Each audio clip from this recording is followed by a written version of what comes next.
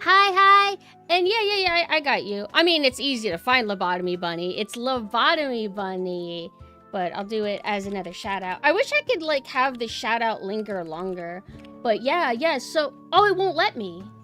You have to wait 56 minutes and 3 seconds before giving Lobotomy Bunny another shout out. Okay, third, does it let you do it? That's so annoying. But yeah, she's been hyping up her debut for a while, right? And my instinct though, because you know, she's been hyping it up in advance and you know, that's days and days. I basically didn't remember what time she said it, but I'm so used to her doing later night streams that I just went ahead and, you know, scheduled to be on 7. Cause like, I'm like, yeah, I haven't done a 6 p.m. stream like this week so far. Time to do it. And then I went to look at Twitch and then I see her live. I'm like, oh, fuck. But luckily I was able to kind of like lurk in there a bit. Well, not lurking, I was actually talking and everything. But I was able to kind of chill in there and it's so cute.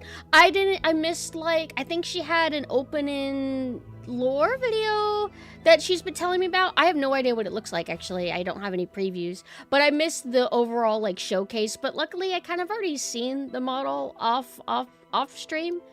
And when I popped in, she had the amazing, I think it's like the Chinese teacup set toggle, where she's all white, and then she's got blue accentuation, accessory, blue something. There's like a term for it that starts with an A. And then the gold. So that's so cool. Today's been rough. Thank you for streaming, husband. You had to say husband with a T at the end.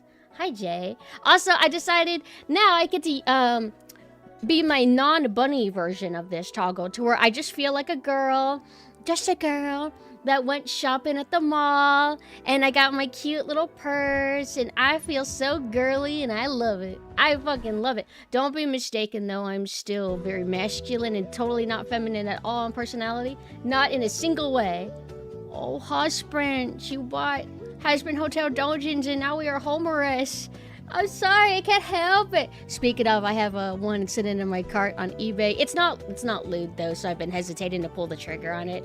I don't know, if it doesn't have any payoff, it's kind of hard for me to want to like deal with the romance of it. Although I like the romance, I do. But Dungeons, they add up, so you got to prioritize. I don't know. It's actually not an expensive one. Dojins typically, so if you get dojins in Japan, these are $3. They're fan-made. They're not really made, from what I understand, to make massive profit. They're just done for the passion and love of the IP, right? The characters. And they're like $3. But the problem is because of importing, that $3 book becomes $20 for us. And depending on how many pages, the price scales up. And so if you get like a really nice thick dojin that has like maybe 45 pages, 50, 60, then that shit can become 30 to 40, which sometimes it's worth it. Sometimes these dojins be beautiful, great quality books typically, but there are different sizes. I think they're usually categorized by A5, stuff like that. A5, A4, whatever. I don't always know the sizes because I just haven't memorized what number means what. But sometimes you get a dojin and it's like a really tiny, like almost like a small pamphlet kind of thing.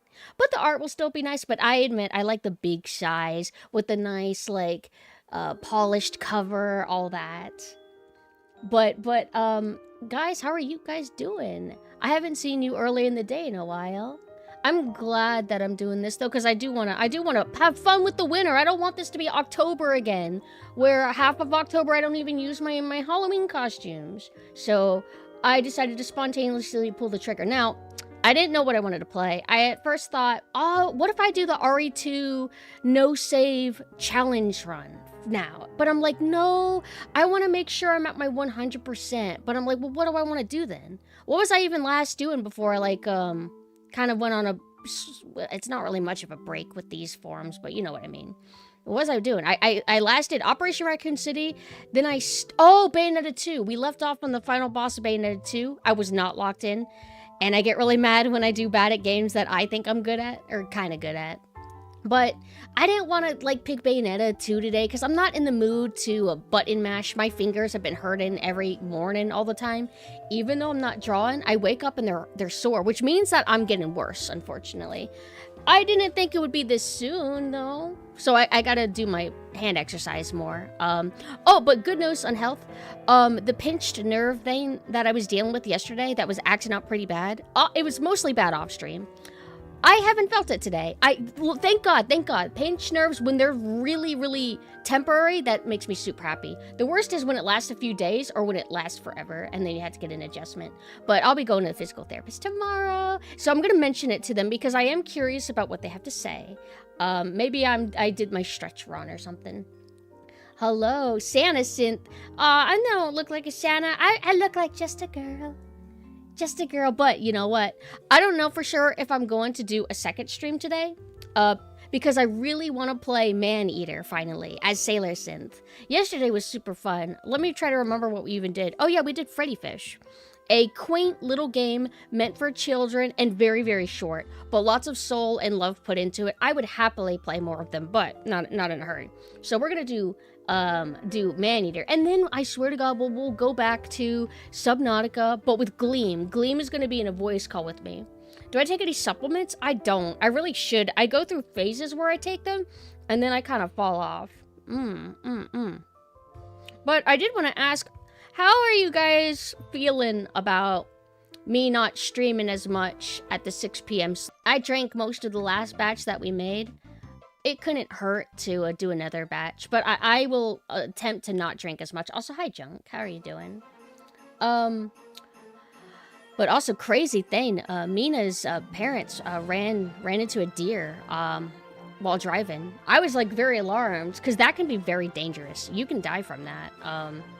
But yeah, they, a deer just kind of, like, came out. They weren't even driving that fast. I was like, were you driving, like, a little bit too fast? And they're like, no, we were going, like, 30 or something. But they're okay, but unfortunately, the deer was really fucked up. And there was not going to be a happy future for that deer, so they kind of had to, you know. But it ended up not being Mina's mom that kind of put them out of their misery. Another person on the road kind of dropped by, and they basically were a hunter. They hunt bears and stuff. So they were kind of like, okay, yeah, I'll take care of this. And I thought that was kind of nice, you know? Like, I don't think Mina's mom has ever had to do that with a deer, you know? So you have somebody that's kind of, like, used to that sort of thing. The nature of taking out an animal and using it and making food out of it and stuff like that. So it was very kind of them to kind of offer. But yeah, pretty unfortunate. There's no way that the deer would have had any sort of quality of life, and I think this kind of thing just does happen.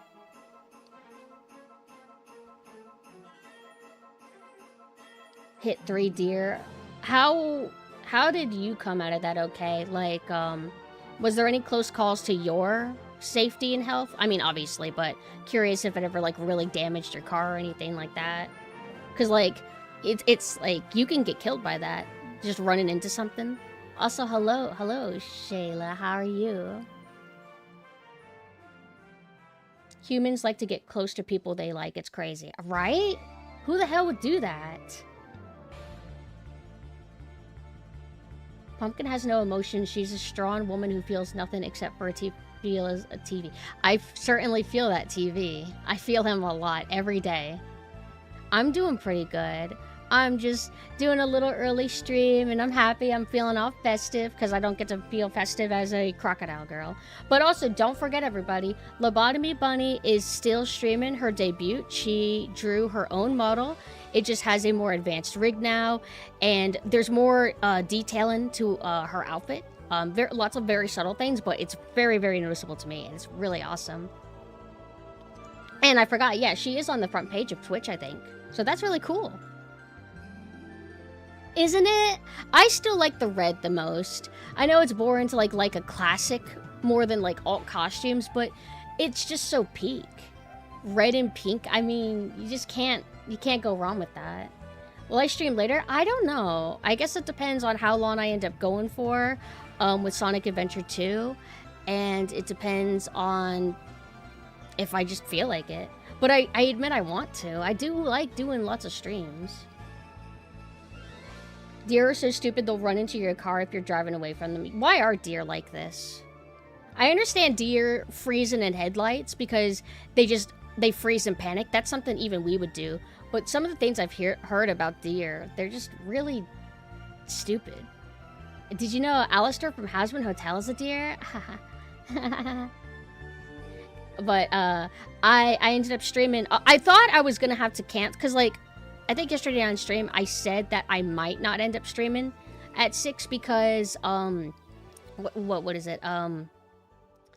My friend and me are supposed to watch Hasbin, but he's not gonna be back until Friday. So I'm like, all right, stream it is. Yeah, I love that about Alistair. People still keep giving him a damn tail. I like how a lot of fan artists do draw him. They draw him with, like, more, like, furry properties to him. Not just, like, the ears, but they'll give him, like, a furry chest, but they'll still give him nipples, you know? And I think it actually looks cool. I like it. Because he's still mostly humanoid, just with, like, some furry traits, and I like that combination. But, you know, in the show, he doesn't have that much fur. He does have the cool gradient thing going on, I think, with his arms. Like, you ever see monster designs to where, let's say they have, like, peach-colored skin or something, and then it turns into a black gradient at the lower arms to the hands. He has that going for him, which is kind of cool. The black outfit's really good. She also has, like, a cute, like, default kind of pose to where she rests her arms on the front of her joke. Or on the front of her, I started reading Space Marine's old message. The front of her dress.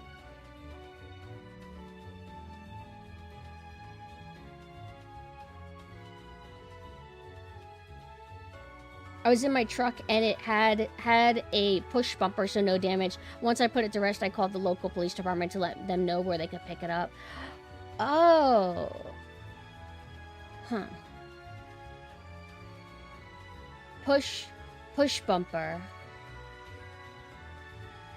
Parasocial to Honore, how quickly the subject has changed. I thought you were mentioning parasocials who get Honore, and I'm like, oh, well, I guess we could talk about that if you want. But no, we change subjects at a mile a minute around these parts. I used to be even worse about, like, subject hopping. I've seen people ask if they can talk to chat about something many times. Pretty fair, balanced approach. Ah. No. I say Honore.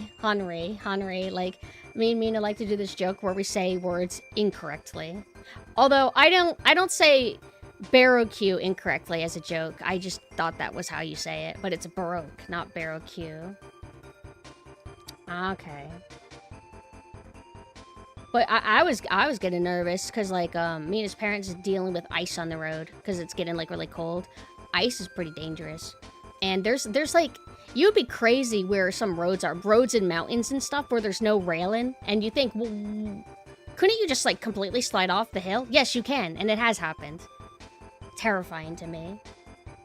I think this one's favorite day is Halloween. Hello, Pumpkin Woman. Hi. Yes, Halloween's my favorite. I love me some Halloween, but I love me some Christmas, too. The bumper is attached to the frame of the truck, so it absorbs the impact. Is there any reason to not have one of those 24/7 on? Anything to kind of pad your physical body from an impact would be nice. There are mountains with such small railings it wouldn't stop anything. And that scares me, man. I really don't like driving in areas, and when I look around, I'm like, how the fuck? How are we not gonna... What if somebody, like, knocks into us and makes us topple over? Shit's scary, man. Especially if you've been hit by, like, a drunk driver and see how, like, you could literally be on a straight line and get into an accident. Where it makes no sense. Let alone going around corners to where you're curving around something and you can't see what's ahead of you because it's a corner, it's a curve. It's like stuff like that, and you have close calls. There's all kinds of crazy, scary stuff about driving. In Iceland, I don't recall seeing any railings anywhere, and it's either a 2-drop or... Wait, what does that symbol mean? 2 feet? 300 feet? Those metal road barriers are very effective at stopping and redirecting a crash. You'd be surprised. Isn't there, like... There's, like, these random barriers that separate highways or something. You know how there's like two sides of people going forward and back, and then the other side of more people going forward and back, and then they have like cement borders between them and other stuff.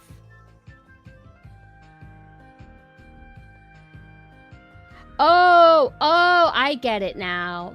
So if you wrote 2 and then that symbol and then 1, then it would be 2 feet 1 inches. I get it now.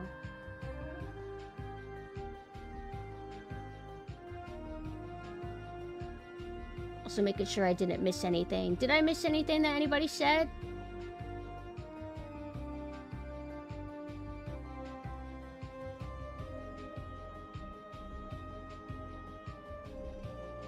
I don't think I missed too much. Or if I missed anything, we haven't been talking about it for a bit. But yeah. So. Huh? Not if you live where there are a lot of deer here in PA. Is PA Philadelphia? PA. Pennsylvania? I'm trying to think of all the P's. I don't think there's that many states that start with a P.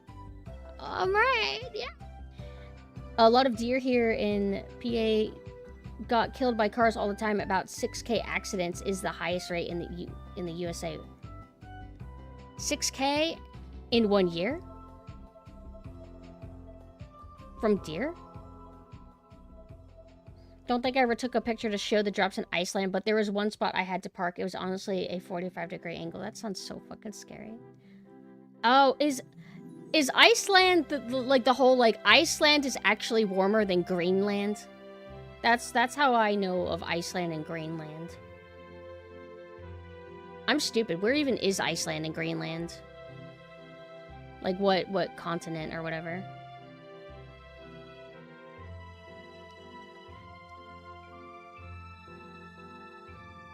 Greenland is a frozen wasteland. Hi Gareth, hello.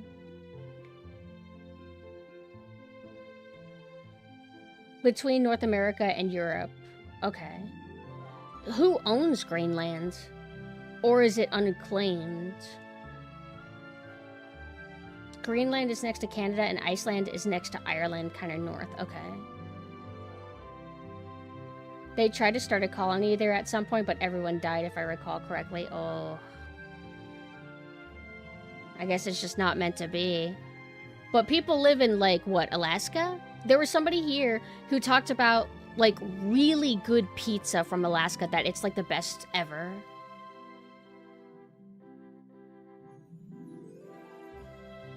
Does that mean that maybe Alaska's just not as cold as, like, other ice places? Should the Dutch have it, technically? Doing well. I'm doing pretty good. I got to drink my beautiful coffee, did a little bit of work, and I got to eat a Domino's pizza, and it was good. Domino's is pretty decent. Very, very sweet pizza. What, is he wanting to buy... Wait, North America owns, Alaska, right? Right? Alaska is only a frozen wasteland, like, 8 out of 12 months. Ah. So, what's the population like there, and what compels people to live in Alaska exactly? Is it just like... Is it like career-focused people? Like people that specifically want to study stuff up there? Like, they pay you to live up there? Oh, well, I guess that makes sense, because if there's already people that live in Alaska and they're gonna stay there, well, they need to, like, not eventually die off. They need, you know, more people, like, coming over, starting businesses, and kind of keeping the economy going, I guess. Yo, we should move to Alaska. Or is that not true? Are you giving fake news? Oh, also, had a little bit of a heated debate in the Discord. But Metroid Prime 4, huh? So I watched some gameplay of it finally. A bit more gameplay, aside the ones that I've already seen. I did not know it was going to be as bad as it is regarding the marble dialogue, and it literally has like escort NPC shit. And I thought it was just like one girl character who was gonna be like, oh my god, are you like heckin' Samus Aran? Holy shit, I'm like a huge... I thought that was it. I didn't realize that there's more characters like her. There's this like dopey looking dude, and he's all like stumbling and falling over, and it's supposed to be funny. And it made me think like, okay, so there was a time where, you know, Star Wars in what, the 70s, 80s? Kids liked it.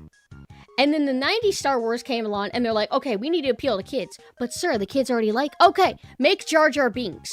Jar Jar Binks goes, ah! And then he falls over and goes, oh! Do that. And that's what this feels like to me. What was wrong with like the tone of Metroid in the past? Why is Metroid now, oh, we gotta appeal to kids. Let's make a bumbling idiot character. That's super funny, huh? Hi, Ume. Are you eating lots? Are you expanding for me, my dear?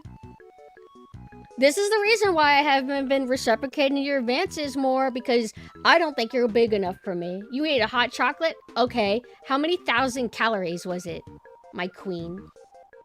Hi, king. But no, legit, I watched it, and it's doing everything that I've hated for the last 15 years. I've hated it since the PS3 era fucking did it. And I'm never gonna not hate it. They got characters that walk and talk with you. They got characters that are like, oh, Shamus, put out your map. Oh, Shamus, look, the button you're hitting, it's doing something. Where I'm like, are you kidding me? You're like, you're making my, like, you're justifying my preemptive anger. Because I thought that maybe I was going too hard. Maybe I'm just being mean to this, like, one NPC character that you only see for a cutscene. And, okay, you got a guy on the radio that keeps talking to you, and that's gonna be annoying, but it's not that bad. It's like, no!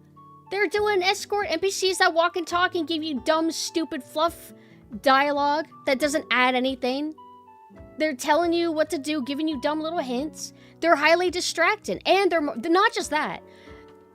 You can literally hate that sort of thing, and I do. I certainly do. Even without the Marvel tone.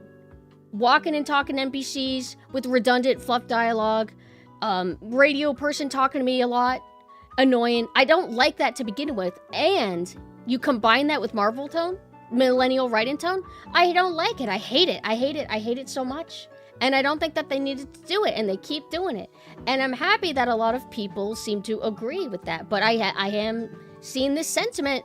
I've seen it a few times on Twitter. Metroid fans, they automatically call a game bad if there's talking. And it's like, it just means that you're not listening to what Metroid fans are saying. And I wouldn't consider myself like a die-hard part of the Metroid cult. I still am a little bit on this outskirts.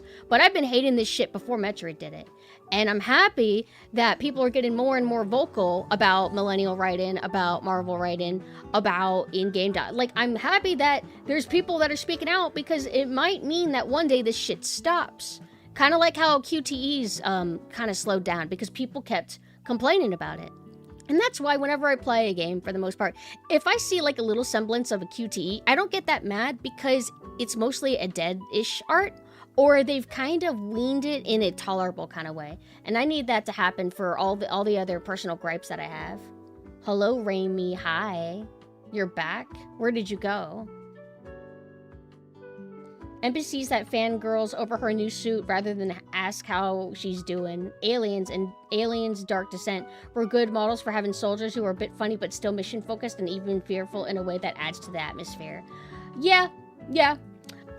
Is Aliens Dark Descent, though, the game where they have the characters referencing the movies, though? Because that was a little bit annoying, to where you have this random-ass person who's never met Ripley, doesn't know any context about her, and says shit like, get away from her, you bitch, and that's a little bit of a gripe, but I would say that's like a smaller pet peeve that I have. That isn't a filter me out of the entire experience kind of nitpick, but it is a thing I do notice, and I roll a little bit. Because, like, I want to play a game that's set in the Aliens universe, but you don't have to worry about if I enjoy it or not. I don't need you to do, like, a little throwback to something that Ripley said a long time ago. I don't need you to do a little quote that Parker said. I don't need you to remember this. Like, I'm fine. Like, I like the architecture, I like the music. Alien Isolation, I don't think it did that, but I didn't get to the end. I wouldn't be surprised if Ripley's daughter does say some kind of throwback line at some point. Maybe she does say, "Get away from her, you bitch," but no, I'm talking about, it was like a squad, top-down, like isometric strategy kind of game. Darkness, yeah, that was it, But I would say the game was really cool. I was watching Mina play a lot of it. I think Mina's issue is that it wasn't polished enough, but it looked perfectly fine to me. It looked like a really solid AA game, even if it never got a patch or anything. I thought it looked like perfectly fine. I might even own it. I'm not sure. Also, hello Blaze. How are you? I do not mind a dumb character, but only if that isn't. But if that isn't their only purpose. My whole thing is that if you want to have a dumb character, that's fine. But think of a dumb character that would maybe fit with the tone. Like, make them dumb in a way that isn't distracting. Like, play Metroid Prime and go... Or Metroid Prime 4 and be like, oh yeah, what a stupid character, and that's kind of it. Not be like, oh, what a stupid character that seems they're specifically inspired by your average modern Western directed comedy or Marvel film. I know we sound dumb, right, whenever we like throw Marvel out as a buzzword, but it does mean something. When you say it, you have an idea of what we're talking about, so I'll just keep saying it. Rogue Incursion is a brand new Alien game. Looks good, but I don't know yet. Let's see.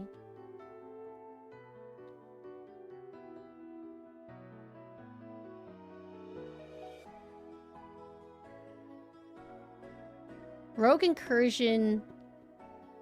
Alien Rogue Incursion Evolved Edition. Mixed. Recent reviews are mixed, but overall mostly positive. I don't know what they did. New action horror story set in the iconic Alien universe. Play as rogue colonial marine Zula Hendricks, sent to investigate a black site on Purden. Fight and survive using your skill, reflexes, and determination against a deadly xenomorph incursion in this gripping first chapter of a two-part saga, FPS first person. Okay. Now what is the problem? Alright, so somebody gave it a negative. They said popping graphics, aliens have difficulty navigating, textures go from perfectly crisp to soggy french fry. Where the fuck am I going? Okay, great review. So your game sucks because the graphics pop in. Okay. Why do I have to pay an additional 40 bucks to play a VR version? I guess that's a criticism. I don't know how I feel about that.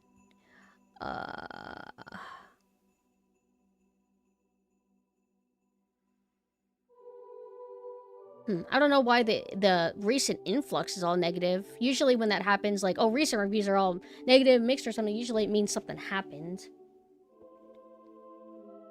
It's almost an insult to the classic Marvel quip characters, since many of them were often superhumans who could afford to spend time being quickly, unlike some barely combat-capable technician like in Prime 4. I can kind of see what you mean by that.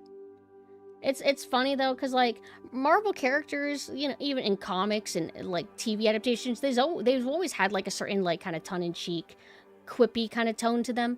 But I guess just like how shoved down the general public's throats live action superhero films are, that it's just made people sick of like the very noticeable formula, I guess. It's like sometimes it's not that the thing is bad, it's just how much of it you're suddenly like have shoved down your throat. Couldn't think of another an eloquent way to rephrase that. Yeah, only with consent.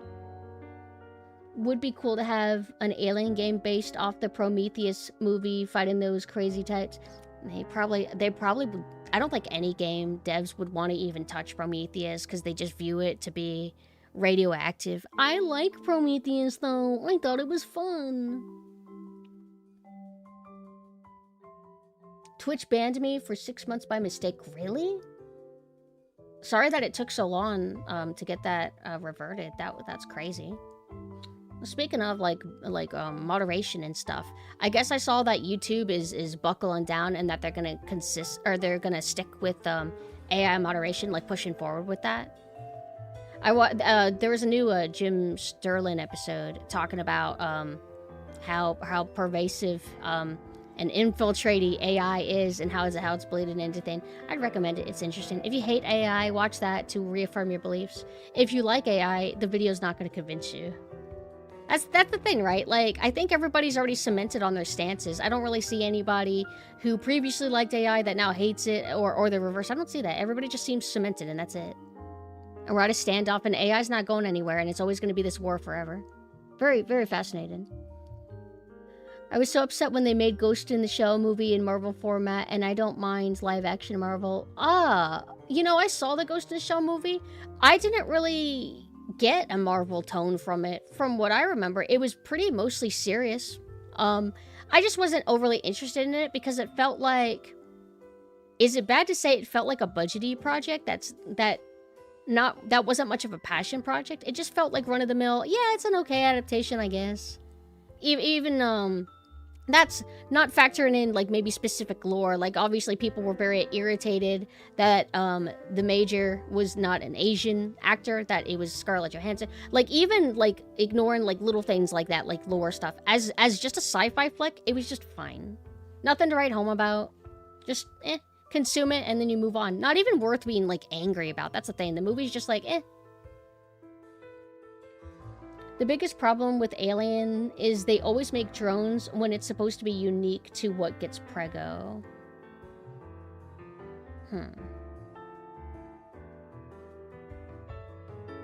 Drones are like the standard foot soldier of the xenomorphs, right?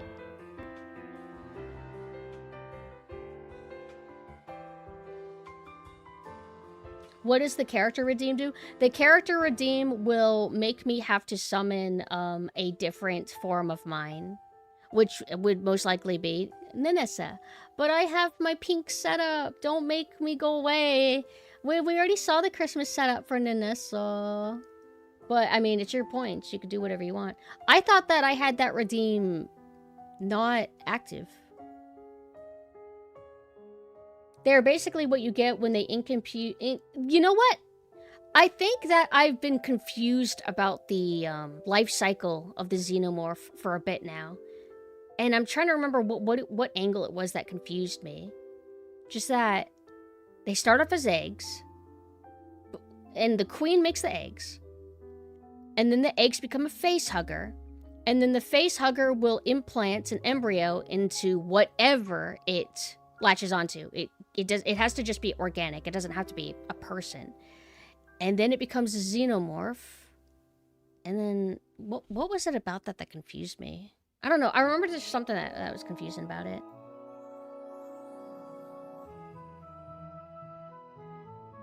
Then it takes the DNA from the host and rips it out, then grows. I guess maybe my confusion is like, well, what makes a queen? Because to keep the cycle going, in order to make new eggs, which then leads to more xenomorph and blah, blah, you have to have a queen. So it's probably some evolutionary thing or something, right? Like, just maybe like, a normal xenomorph can become a queen, depending on the circumstances. I forgot how insects work. Like, we could probably use bees as an example, but I don't really remember how bees work. Yeah, and that's the cool thing about xenomorphs, is like Alien 3. Alien 3 was, what if a xenomorph merged with a dog? That's why it was so agile. It takes on characteristics of, like, the original host. So you could get lots of cool combinations. They're like ants, they make a queen. Okay. How different are ants from bees, then? It wasn't tone, it was format. Like, here is her origin story. Ah, okay. To where it's like, it's just so standard. Whereas, like, an actual Ghost in the Shell, it's kind of vague, more vague on, like, the Major's backstory, where, who was she in real life? I don't know. Was she even a girl in her past life? I don't know. Isn't it kind of fun not knowing? Bees do the waggle dance. There is some media where a regular becomes a queen because the nearest one perished, but people twist the original rules in various stories. I think it's just a random chance to produce a queen, which is why they are so valuable. Alien Requiem. Oh, Jesus. Oh, God. It's PTSD. Pains. Is Requiem that new one where... Yeah, that's the one where it looked cool at first and then it nosedived halfway through, where it was a bunch of younger cast. Because the original Alien cast and Aliens, they all seemed like they were like late 20s, early 30s. Although I guess technically it can be hard to tell how old somebody is just by looking at them. But from my impression was that the cast were early to mid 20s. And it was just so dull and lame. Oh, that's right. And then I think with a friend or by myself, I don't remember, I tried to watch a little bit of Alien Earth. Right? It's like after that new Alien movie, and it's a TV show. And the gimmick is you are a dying child and you will have your brain implanted into a artificial body.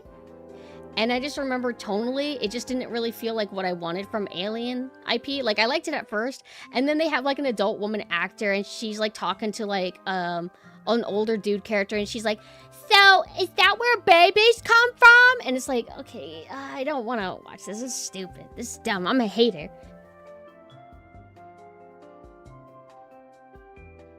Alien vs. Predator Requiem. Wait, is that, am I mixing up things? What the hell is, hold on, let me double check. Alien Requiem.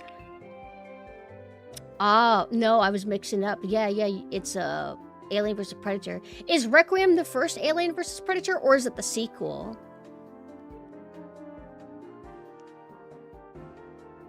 Okay, then what is Alien movie that came out like 2024? Oh, it was Romulus. I hate Romulus. It's so bad. Okay, everything that I said, it's Romulus. And Alien Earth or whatever.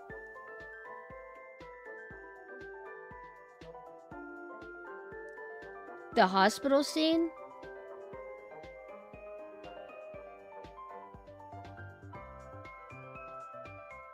It's a bit like how there are hundreds of takes on various heroes where they try to make it a bit different so it's new and exciting. That's basically the deadly reality of here's your IP and you are never allowed to die. Ever. Ever. And we're going to keep going and it's going to keep resurfacing in every generation, and we have to adapt to the times, but we also have to retain a sense of familiarity, and a lot of the times you just get like regurgitated messes, or oh you're trying to do something daring, and then everybody rejects it because it's too different, and it's just hell. Literal fucking hell. That's why, like, it does suck when a thing you really care and like dies, but it's like, some stuff, it's like, it's a blessing for something to be allowed to die. Hello, Faltia. Yeah, I'm feeling extra warm. I like to have my blush toggle on a lot when I wear this costume, because, I mean, I'm wearing so much white, I need to have a little bit color on my face to kind of make up for it, because it's just so, like, a flashbang. Well, I think a lot of people didn't like Alien vs. Predator, but I don't know what their reasoning was. Why do people dislike it? Mina said that they dislike it because it felt like a weak Alien movie. That it just felt like Alien again, but like not as good. I remember when I rewatched Alien vs. Predator, I felt maybe similar. I'm like, I kind of like it, but I'm also like, how do I say? It's almost like a partial spark. I know, we're getting so autistic about this, but Alien vs. Predator is quite good, but it's not great, is how it feels. But it's better than any like if I were to compare it to something, it's better than any, Blumhouse movie. Blumhouse is a really good example of, these are movies that do not have a spark, but they're, like, fine. I would say that Alien vs. Predator is a step above that. And I saw a long time ago, the sequel to Alien vs. Predator. All I remember is that it takes place in the deep city, like at night, and there's rain. Whereas the first Alien vs. Predator, they go to like a frozen place. And then they run into like shenanigans there. And it's Paul W. Sanderson, right? That's probably why there is somewhat of a spark. And yeah, that's what is the sequel. But for the first Alien vs. Predator, I think probably why there's a bit of a spark is because of Paul W. Sanderson. I like him. The others were strange. Are there more than one sequel for Alien vs. Predator? Speaking of, I like the Predator IP a little bit, but I think the only movies that I've seen is the first Predator, 5 seconds of Predator 2, and I hated it, and I turned it off. I'll give it another chance. Apparently it's really campy, and that I just gotta accept that's what they did with the IP. And then there is Predators, I believe, where it's a group of humans that get lost on a planet, and it's a predator planet. I liked that. That was good. And then they had the Predator movie where autism will save the planet as an actual message that they had. That this kid is autistic and that's why he's able to translate the alien dialogue. I hated that one. No, I'm not saying that Predator 2 is bad, but if you watch Predator 1, you have a very specific impression of what the IP is and how it should be. And if you watch the second one immediately after it, it's very tonally different. It felt dumb to me. And I couldn't watch it. I'm like, no, what are you doing? What are you doing? What are you doing about my Predator movie?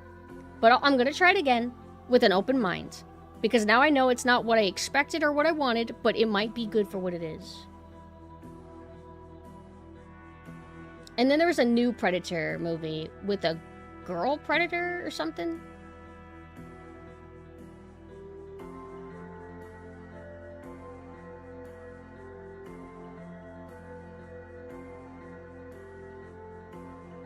Prey? Huh? Plus, Alien being much more scary, many would wish the limited resources available for a new movie would be used on something scary rather than a more action flick movie like Alien vs. Predator. That's fair. I suppose some wished it would be more focused on the Alien vs. Predator aspect and humans weren't diluting it. I kind of like the human aspect, though. They probably did that to ground the movie, so it's not just watching like a Predator that would have like, you can do it, but I think that it would not sell as well as a movie with lots of talking. Movies and games are different. In games, be quiet. In movies, talk, sure. But if you did it towards just the Xenomorph versus Predator, you would have a silent movie, and that could be awesome. You can direct silent films and it work really well. There's other movies where there's like one actor and they're all by themselves and people like it, but I think they tend to be more niche. So most likely they're like, okay, we need to have actors that draws in people's attention so we get dialogue so people aren't bored, and that's why I think they do it. The Predator 2018 actually physically hurt my soul because actors from the OG wrote it, and now I can't trust most actors to write nothing. You just never know. Like, there's so many reasons why something can go wrong. Even if you have key component people from the past, why does it still suck now? Well, there could have been studio interference.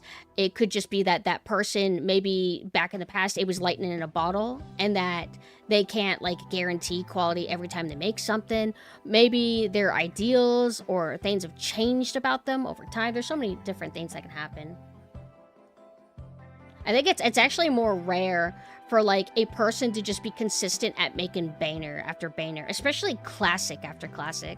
That's why, I almost said Steven Universe. That's why Steven Spielberg was significant, or like James Cameron, the amount of bangers that they have. But they have duds too. Because I don't think anybody can just like, every single thing that they make is a banger. Although it depends on the art form, I guess. Halloween. Thank you.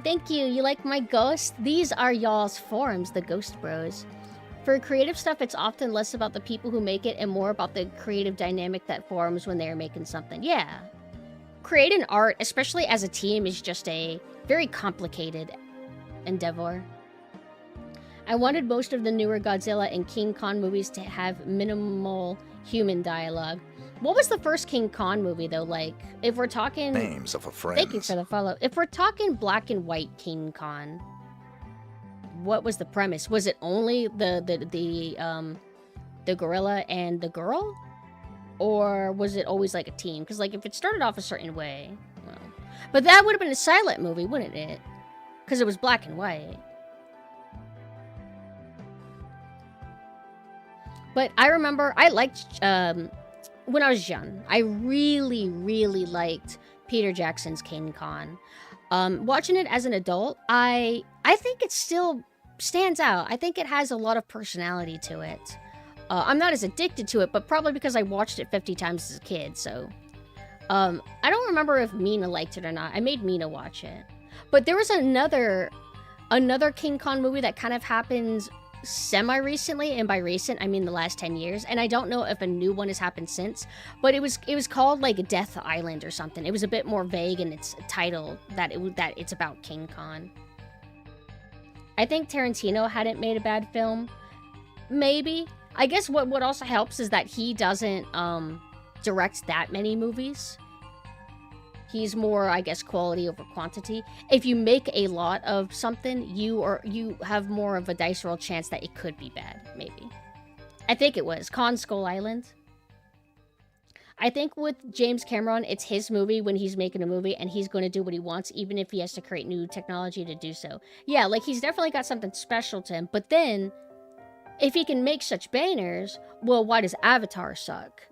Well, does it fully suck? Like, no, it's like a little complicated, but for me, it's personally dull. And I would assume for most people, it's kind of dull too, but the point is that, like, you can be a revolutionary, creator, director, whatever, but every now and then, you'll make something that maybe won't be as good as some of your other stuff, and that's just the way it is. When I was young, deaf, still young, just frail. Yeah, I got the arthritis hands now. I'm still youthful, and then my hands start crumbling into dust. I actually liked Alien vs. Predator, but it's easy for me to enjoy something while still seeing reasons I would not give it the all clear if I was in charge of production. Hold on, let me reprocess this.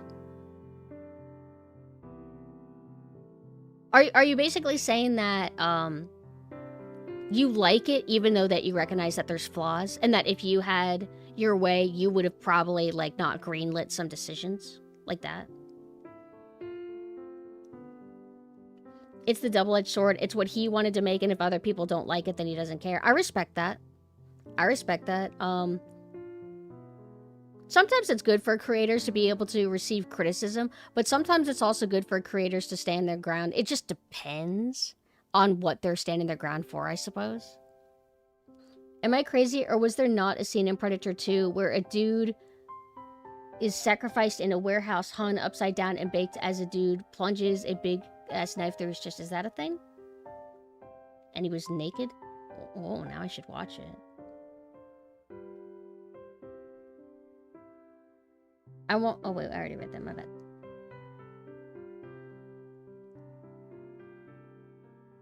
The new one is a young outcast male for the newest Predator movie.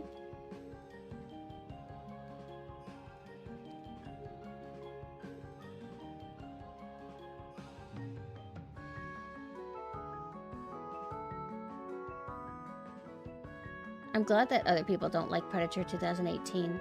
That movie made me mad. Why did I even see it? Did I watch it because family was watching it? Yeah, I hate Romulus.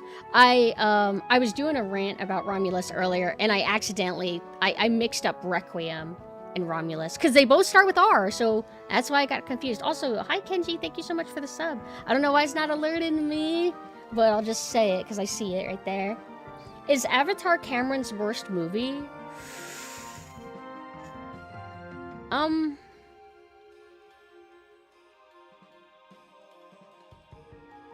What would we say is worse?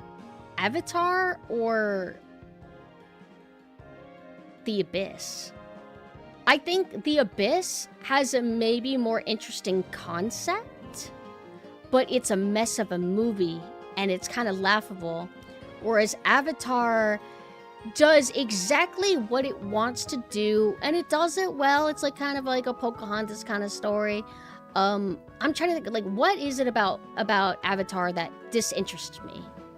Because I am capable of liking those kind of movies. I like Pocahontas. I like Fern Gully. So why don't I like Avatar? Do I just not like it because I've already seen this story done better, like with a different or better aesthetic that I like more?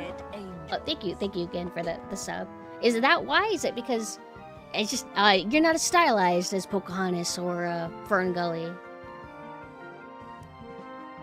I guess another thing is that I didn't get attached to the cast. I didn't really care about anybody. I like Michelle Rodriguez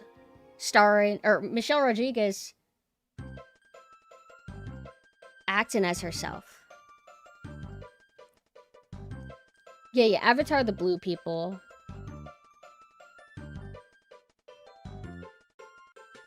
I can spot stuff I like in Romulus, but overall, I'd have told a different tale. Felt more like an alien retelling for a new generation. My issue is that the premise seemed fine. I kind of liked it. What was it? It was like college kids and something. I don't remember. But I thought it was interesting. I liked that the main girl had an AI companion, or a android companion. I liked things about it, but something about the pacing felt off. It just felt like sloppa. Just sloppa. And, you know, like, let's say, like, Alien 1, there's a point to where eventually the xenomorph is just killing them off, but it never feels like it becomes sloppa. I would have to rewatch Romulus to be able to give a better dissection of what it is that really turned me off, but I went into it kind of impressed at first. I'm like, oh, this kind of feels like its own thing. Like, oh, it's a younger cast, probably to appeal to the youth. Fine, but that's kind of neat. This is a little bit different. They're not a bunch of truckers or whatever. But I felt let down by it, and I was really sad because everybody was hyping it. They were like, this is awesome. And then I think Red Letter Media, who I really like, I haven't kept up with them as much as I used to, but they were like, yeah, Romulus sucks a lot. And I remember being like, the rare time where that cynic in me didn't act up, and I'm like, what the fuck, Red Letter Media? Like, come on, you guys. Like, Romulus is probably a really solid effort. I mean, it has to be after that shitty Covenant movie. Like, geez, are these guys ever happy? And then I watched Romulus, and they were right about everything. So I'm never gonna have faith or be optimistic ever again. The Abyss was a documentary? No. The Abyss was funny. It was like a team, and they were being recruited to look for a submarine that disappeared to see if there's any survivors. There's a really great scene where they're going through the submarine and they encounter all the dead crew that are floating in the water. It's just great practical effects, sets, etc. Water. It's kind of weird. Do you call water a practical effect? It's just underwater. But it was nice. It was kind of doing the standard, like, all right, there's a main guy and a main girl, and they're divorced, or they're divorcing, but, you know, they're gonna get together in the end. They have Michael Biehn with his, like, little baby face and a little mustache trying to be a villain. And he's been a villain before. I think he's great in Tombstone. He's a fantastic in Tombstone. But in Abyss, there's something weird about him. He makes me laugh. They have a boss battle with him at some point, and it's so funny. It becomes like a B movie. And then at the end of the movie, it becomes like this dream, like the aliens are like, we are going to destroy Earth because you do nothing but war. And then the main guy's like, okay, guys, but how do you know? How do you know we're going to destroy the Earth? I mean, I know we've mostly done that, but how do you know? And then the aliens go, okay. And then they don't kill everybody with a giant tidal wave. It's amazing. It's kind of like, it's just a really rough B movie, it feels like, but high budget, which are always the most fascinating kind. High budget B movie. But I guess technically Avatar with the blue people is a better movie. It's better structured, better paced, it has less low lows, I guess. Like, that's what that Abyss has, like some high highs and then low lows, and then Avatar is kind of like consistent at what it is. Maybe mediocre or maybe good even, but it's very consistent. So I guess technically that's a better movie. Sharknado's pretty good, but I stand by Shark Week, not the Discovery Channel or Animal Planet, whatever it is, series where it's educational on sharks. I mean the movie Shark Week that's also by Asylum. I will stand by it forever.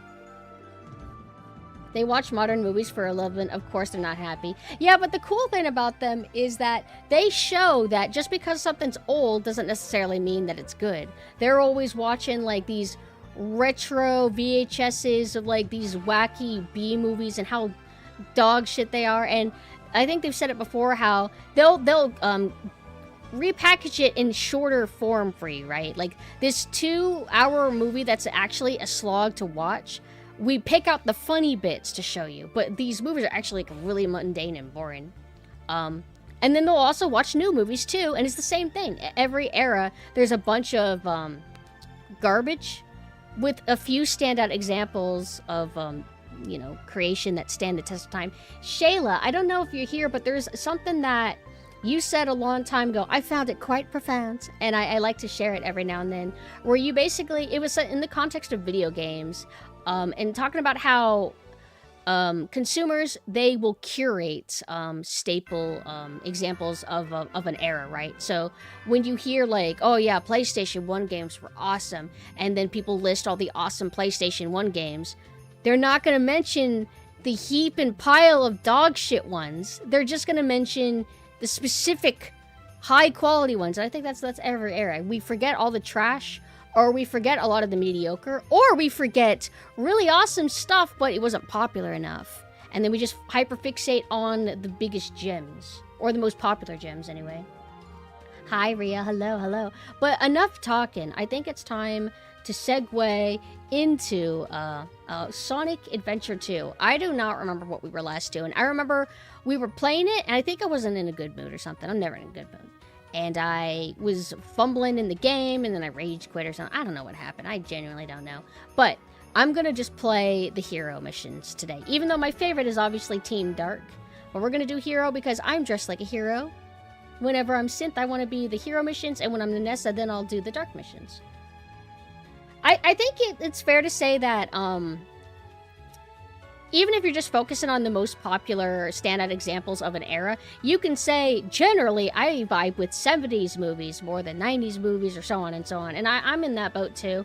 I think every era of movie is more interesting than what we have now, which sounds so boring to say, but I just don't really resonate with a lot of stuff that I see now, even though I'd love to. I'd love to have, oh, this 2005 movie? Oh yeah, this is one of my favorite movies of all time now. They might exist. I just haven't seen them. Well, yeah, we gotta go fast.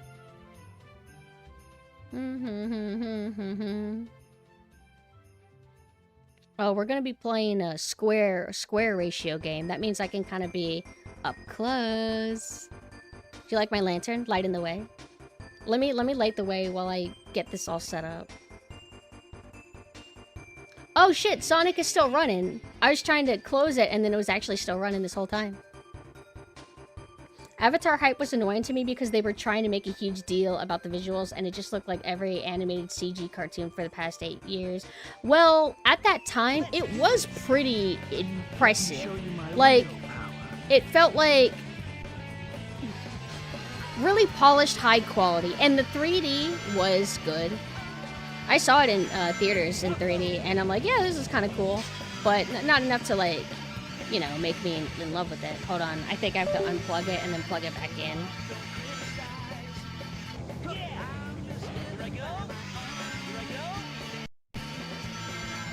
Did I do that? I pressed start. Was that me, or was that just the trailer ended? Oh yeah, I actually got it to work.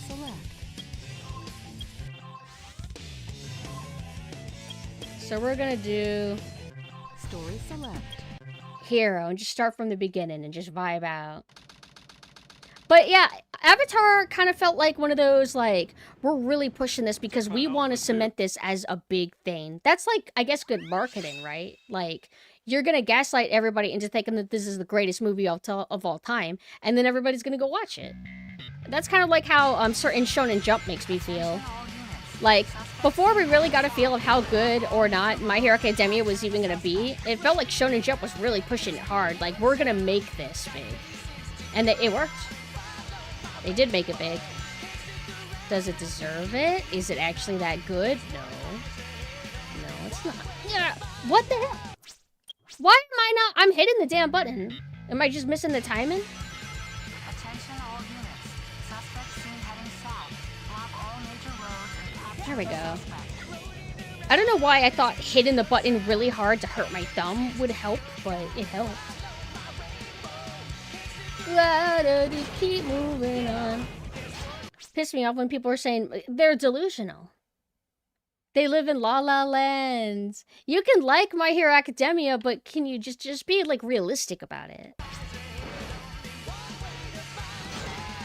Or you could say like, oh, I like My Hero Academia more than Hunter x Hunter. Like if you want to say that, fine.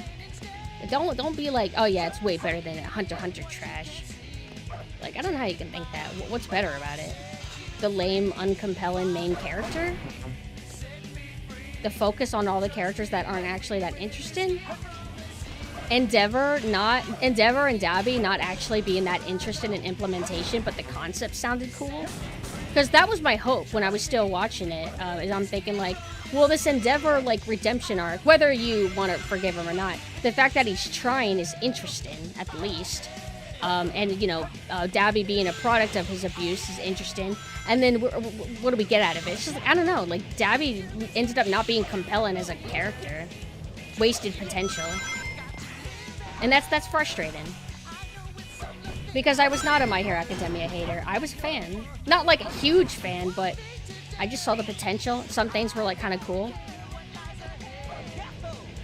Because I think it's okay. Like if a story starts off like not overly that stands out, but you see the potential, you're like, okay, well, if you can at least get better, then this is all worth it. But it's like, no, it just gets worse.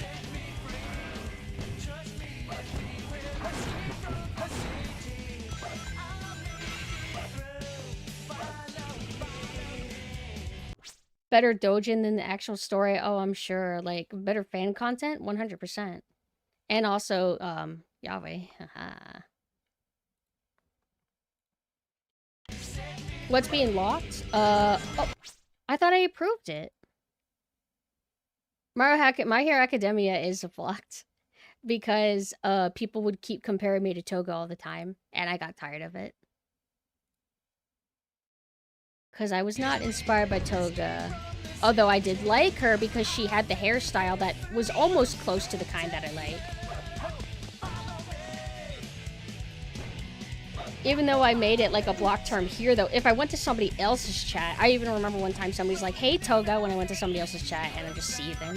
Like, shut the fuck up. Another character, by the way, who started off cool, and then where she ended up, it's like, oh.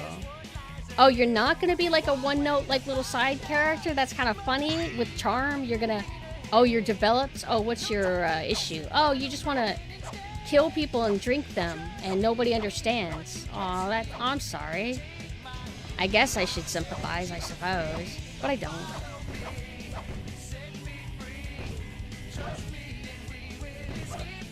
Maybe because she barely acts like a real person at all. Like, oh, you want to make her like a deeper person? Okay, well, she kind of comes across as like she's not like a Harley Quinn or anything. She doesn't have that endearing like humanness to her. No, you don't see it. It's because I normally, like, my default hair has like spiky pigtails, and on my 3D model kind of had a more Toga-looking face, but I didn't choose that. That was just how my 3D mama did it.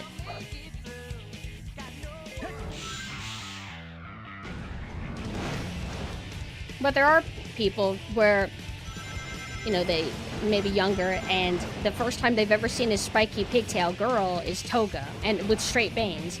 So their minds, oh, if somebody also has that, they must be inspired by Toga. And it's like, no. There's like lots of characters that have certain like features. I feel like maybe they made her grow because she got really popular. I don't know if it was the creator's decision or if it was Shonen Jump pushing it, but that's why I think Shinso kind of popped back up and became like a little bit relevant, but not really. I feel like it was obligatory. Shinso was so unexpectedly popular, and I was one of his fans. That they just kind of write him to be in the story more, but not really. He's still like a background character, just like all the other characters. Too easy. Piece of cake. Every time the story had a chance to stand out, the mainstream jump status kept making it stick to the safest story choices. I could believe that. I wish that they did more Darren things. This game of Hey, look, boring. Phantasy Star Online. Here. Finally decided to show up, eh? Okay, bring it on. Bigfoot reporting to headquarters. Intruder has been located. Junko doesn't have spiky pigtails, but she does have big fluffy pigtails, but it's a different thing. Spiky pigtails, let me like try and think of some examples. Like on the fly, it's kind of tricky, but it was a more popular character design thing in like the 2000s. Oh, I got one. They come in different shapes and sizes. There's like different ways that you can go about it, but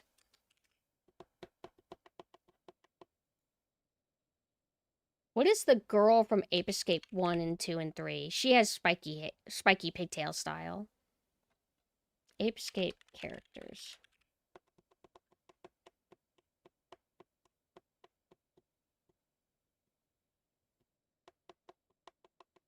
Yes, that's it. Natsumi Natalie. So, this is a specific type where this is kind of got like the broomstick style. Which one is this from? Pumped and Primed. This must be a spin-off. But I'll bring up multiple photos of her because she has different looks throughout the series. And then I'll bring this one up too. Oh wait, no, it's essentially the same.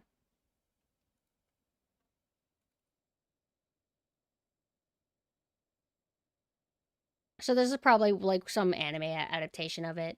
Spiky pigtails, basically. Oh, there's another example I thought of too. You have this, which is like, it's basically just a variation of the spiky pigtail, but you can kind of see the Y2K energy. There's also the girl from Bleach.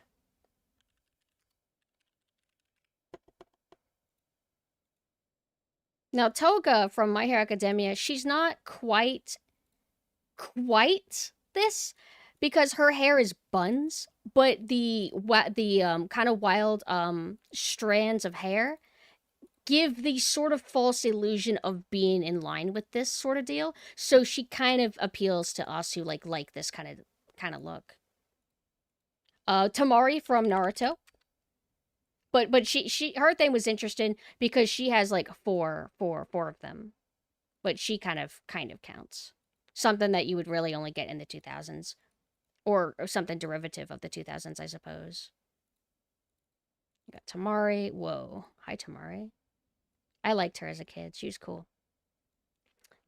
There's also a newer character. Like, every now and then, spiky pigtails will revive in something new. It's the anime that I showed you guys a few days ago, where they have blonde hair, and one had like a cute Karen haircut, like sexy Karen. And then the other had like big giant honkers and spiky pigtails. And then there's that girl from Gachi Kuta. She kind of counts, sorta. I'm gonna pull up the picture that I showed yesterday. It has a character that doesn't classify, but you'll know who I'm obviously referring to. For anybody who missed it when I last pulled it up. Canadian, no. Although people seem to notice my accent a lot. But obviously this girl's got kind of like the spiky pigtail thing kind of going on. Who are we talking about? We're talking about like just spiky pigtail archetype. Who else is another good example? Jinx from Teen Titans. She doesn't quite count, but I do like her a lot. She has a very, very unique hairstyle to where I don't think she's quite an archetype. Like the hair, it's not like, oh yeah, I've seen lots of characters with hair like that. She's not quite like that status. Well, that's always cool when you can find somebody who just has a unique shape to her. Actually, I don't really know that many characters that have this vibe. Maybe kind of like Jury? Like, you could say that it has, like, maybe it kind of fits in that category. Like Jury. Jury-Han.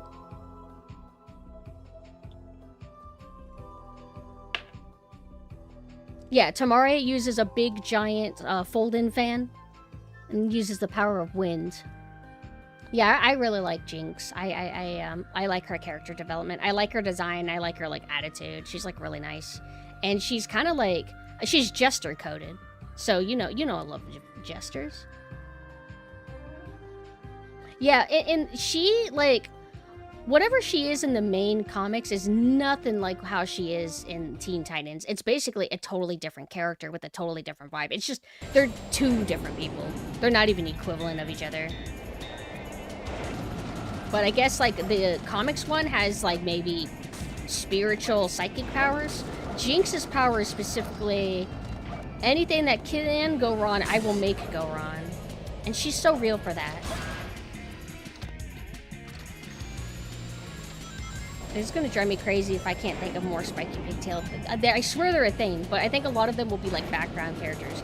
There's one anime that came out in the last 15 years where it is it's like girls that perform in a band, but like orchestral bands, and they have these fantasy transformation segments, but I think it's not like meant to be taken literal. No, it's not. And it has a girl with banana hair. Girl, anime, banana hair. It's called Starlight Residue something. Yeah, it's like if I look anime, banana hair, Starlight. That's it. Revu Starlight. Okay, this girl isn't quite spiky pigtails, but she can appeal to those of us who like it, I suppose. I guess it's like, when does something become just, oh, this is twin tails versus spiky pigtails? I think this is like, this is like normal pigtails, I guess, kinda. It's still banana shaped. But okay, I gotta, let me lock in a little bit. Also, hold on.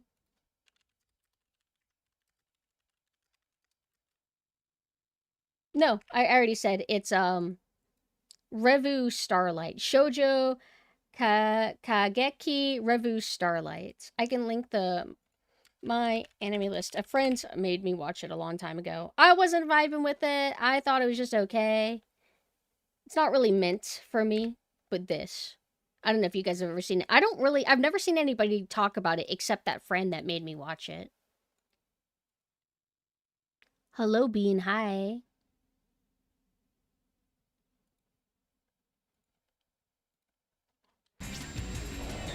I feel like we're locked in enough to kind of do okay in this game today. Nothing's been going wrong.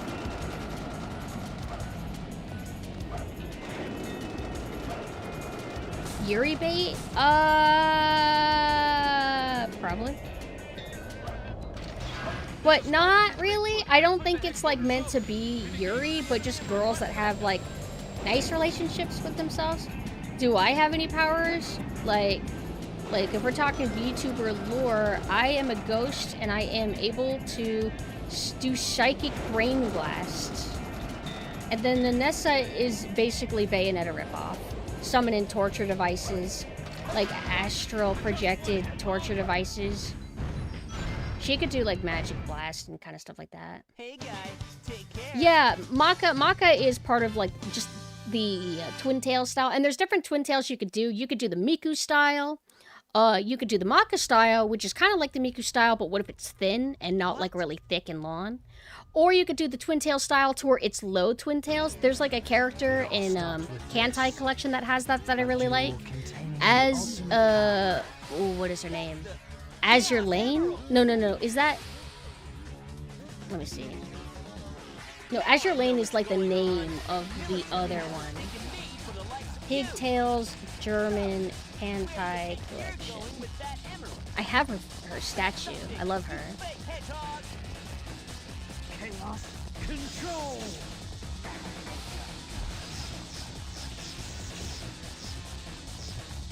I'll have to pull up the picture. I cannot figure out her name. I love thin pigtails, and I like the bottom pigtails. Hers are kind of cute because they split into sections, so they look like 4. Oh, Prince Eugen, that was it. I love her. Or is it pronounced Prince Eugen or something? There's a character in Blue Archive that fits that. Blue Archive pigtails. She's so cute. Blonde. Oh, I remember. Is it? No. It's not Fumiko, right? Oh, it's Hifumi or something. Hifumi. Her. What are you talking about? That emerald's mine. You got that? I feel like I always forget her name when I'm like trying to think of her on stream. The energy of the Chaos Emerald. That makes it very But she's peaked because I like that she has like personality to her bangs too, where it's hair knife style. I came here following the signal from the emerald. If I'm not mistaken, this is the Master Emerald. So cute. I think I prefer like low pigtails like this over high pigtails in general. Not if I can help it.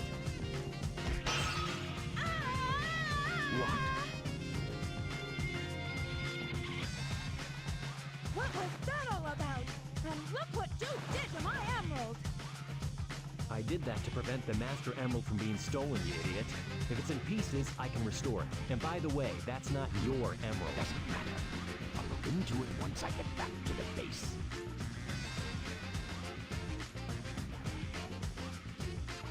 I despise anyone who takes jewels from me. All the world's gems are mine to keep. Yeah, we'll see about that, Batgirl.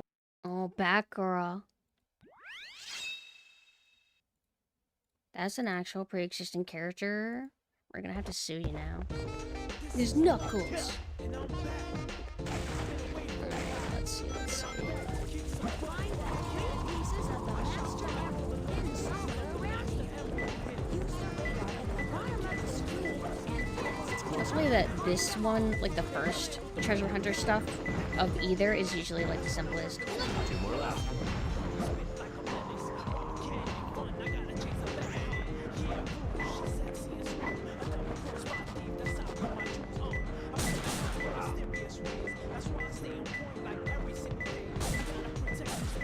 One of you might have mentioned it before, but is there like a mod-in scene to add more maps in these games?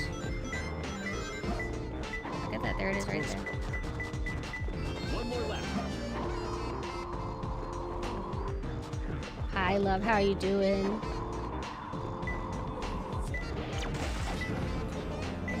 In the storm zone. Oh, alright, that was easy. It's gonna be somewhere down here. No, wait. No, I don't wanna... Control. We don't worry about the Chow Garden. Maybe, I don't know. I would get bored too fast. I am joyless. In the storm zone.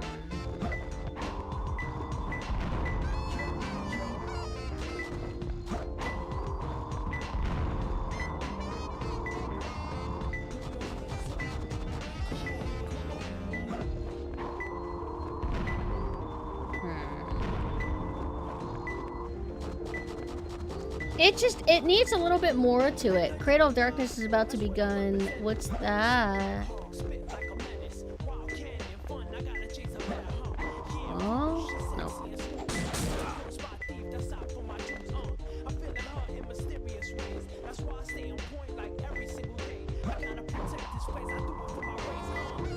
Okay, so it's up here. Stop.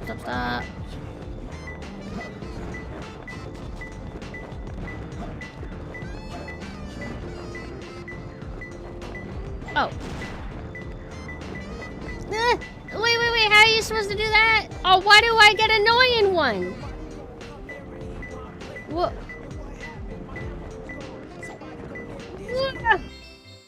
I found him. That was a little bit awkward.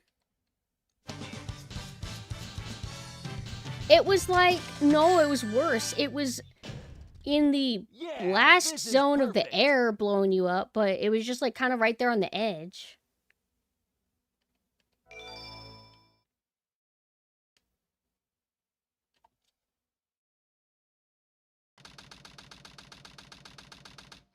I think we'll skip the cutscenes because we already like gone through them before.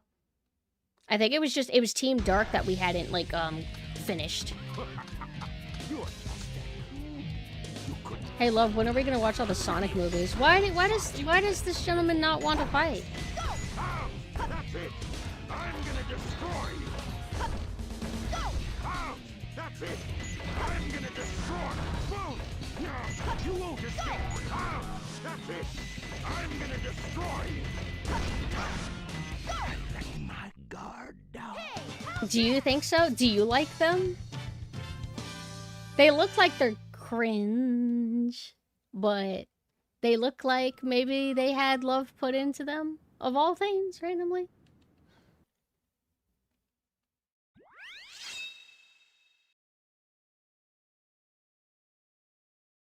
Do you think that they would have been as successful as they are if it wasn't for like the huge PR disaster of like the ugly Sonic build?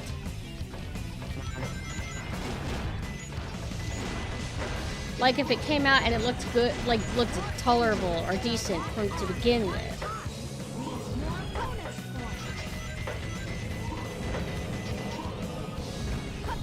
Nope. Gotta be careful.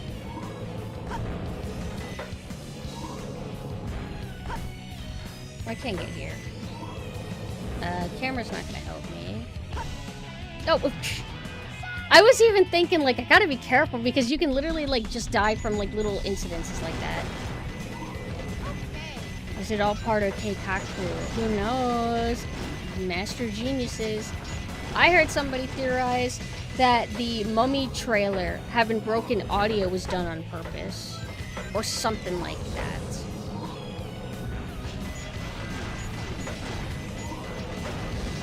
And it's risky because you can turn people away, but you also stand the chance of like, oh, they fixed the Sonic model and now everybody wants to support it because they listen to the feedback and it's just a heckin' wholesome, good story with a happy end. With Sonic, I don't think Sonic IP is gonna have like a mastermind that does that on purpose. I think they thought it would be fine. Like, oh, we're just doing an interpretation of Sonic. What would he look like if he was more realistic? Which is a flawed logic to have. He's a cartoon hedgehog. There's nothing that you're gonna do that makes him more digestible. Like, oh yeah, this is definitely what he would look like if he was real. It's like, no, if he was real, he wouldn't talk, and he wouldn't be blue. And he couldn't go that fast. Not any faster than any other animal.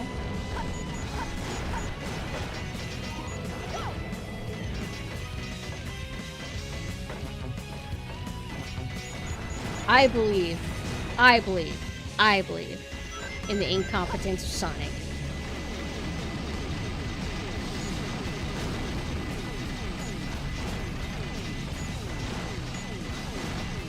Oh yeah, doesn't Yoshi look weird in the upcoming, like, Galaxy movie? Fuck Sunshine! We could have had our nice beach movie, but they don't want to, like, get into pollution or something, I suppose. I don't know, are we allowed to do pollution propaganda movies for children anymore? Not that it's like a bad message, but there was a time where it was more popular. Does that happen at all now? Because I'm gonna assume that they just don't want to even get into it. Yep.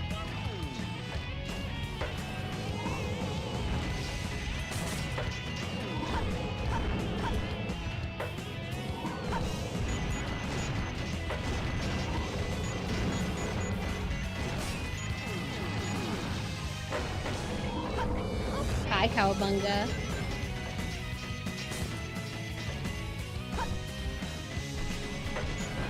Ow! You can't do anti-pollution because they're trying not to turn people against AI. So how does AI and Bitcoin and stuff harm the environment? Is it like because it uses so much computer power that it makes the computers heat up and then global warming? Is that the logic? Because, like, I hear that, and I never know exactly what hurts the environment exactly. Not challenging it, I just am ignorant. Ah.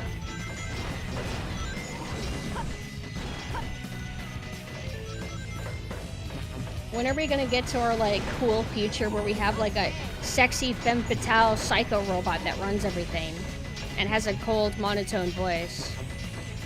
I am doing what's best for mankind. But you're killing everybody! Yes. What is best for mankind? We have determined that humans suck ass! And we're not gonna take it anymore, but it's gonna be worse. It's so much worse. You see, your evil computer is not going to talk like a cool evil computer. They're going to talk like they've been curated by Twitter dialect. So it's going to be an evil computer robot that is like, so oomphy, we have heckin' determined that humankind are just so totally not great. And yikes. So, yeah, we're gonna just, exterminate everything for, like, I don't know, for a more YOLO heckin' environment. So enjoy your evil robot that sucks and isn't even aesthetic about it. Thank God YOLO's gone. You only live once. Okay. What would even be the content? YOLO, you only live once. Do crack, or was it more positive?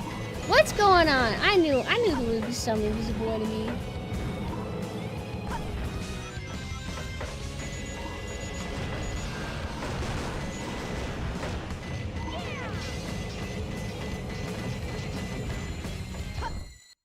I did it! AI hubs are super inefficient when it comes to using water, and Power One Century will use about 13 billion. Easy solution. Coca-Cola is now hooking up with AI computers, and we are now going to cool off the computers with Coca-Cola. Coke Zero. There you go. I mean, it's made with water. Well, there's a Coca-Cola shortage. The human beings have been restricted from Coca-Cola in favor of AI computers that are using it. The people are angry. Pepsi sales have gone up.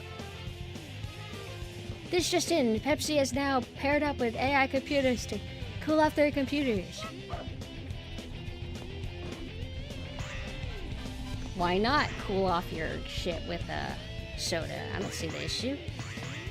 Why don't Mountain Dew? The gamers support AI. Mountain Dew. The holy liquid of the Pope will sustain AI computers. AI is of the future. How come it's making me get all this stuff again? I thought that I already did Hero. Like on another past stream before Halloween, before October. I want to be. Oh, I thought I hit the wrong button. I hit the wrong button. It's two buttons that work.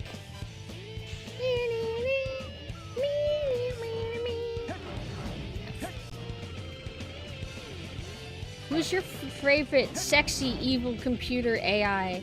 There's Vicky from iRobot. There is Shodan from System Shock series, extra sexy in 2. And GLaDOS. There's gotta be more.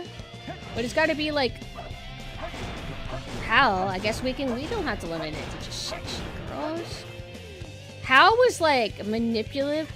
Hal was like, I don't remember, he was like, I really wouldn't like it if you did that. Like, I don't know, I remember he came across as like kind of like humorously manipulative. 9, 8, 7, fire. Cortana, after she goes crazy, has she gone crazy?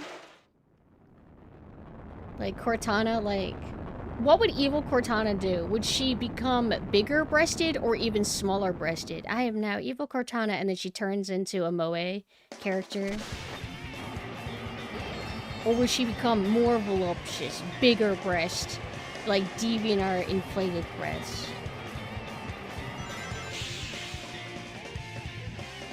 I hate AI, but why am I attracted to fictional AIs? Looks like you secretly like them. I think we should start supporting AI. And you should be kind to your local AI enthusiasts on Twitter. And then when they say, wow, thank you so much for being kind to me. Not a lot of people are. You could say, I'm not doing it for you. Doing it for Shodan. They won't even know who she is. If you support AI, you better at least familiarize yourself with sexy robot women overlords. I don't want to hear anything from somebody who supports AI and doesn't know who Shodan is. Just saying. So far, so good. Hey, that's... That blue hedgehog again, of all places. I found you. Why does the evil version have different size boobs? Because it's always changing. The breast. We had just have to decide what her evil form is. Comparing yourself to me? Because some people wouldn't like it if she became flat-chested. Although I think she started off that way, right? And then her boobs keep getting bigger. So what would evil Cortana? What decision does she want? Does she want to go back to being small, or does she want to be even bigger? Shadow? What's going on, buddy? What an interesting boss. Ah! Damn. I forgot to get a coin. Hi, Gio. There's no time to play games. Sorry, dies immediately. Get the chance. Shut the fuck up, stupid dumbass character that's telling me how to play just because I died. Shadow wants me to, like, die trying to kill him. Alright, looks like I got to bait out an attack. Yo, Shadow, what's going on, buddy? Oh, I see. So you're not just a hedgehog.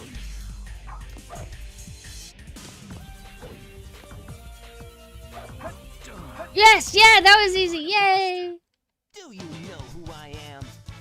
Pew, pew, pew, pew. Cortana used to be purple, right? And then they went with blue. I admit I kind of vibe with the blue more. Got him.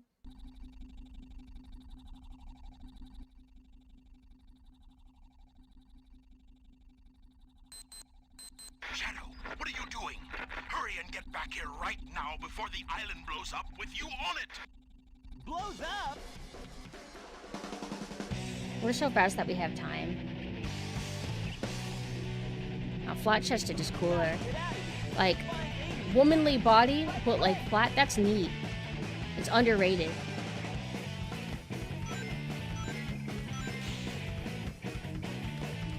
Because, you know, they're always like, breasts are the big sign of womanhood. But what if you can defy that and be like, I don't have big breasts, but I'm certainly a woman. You better believe it. That's cool. Woo! Oh, well.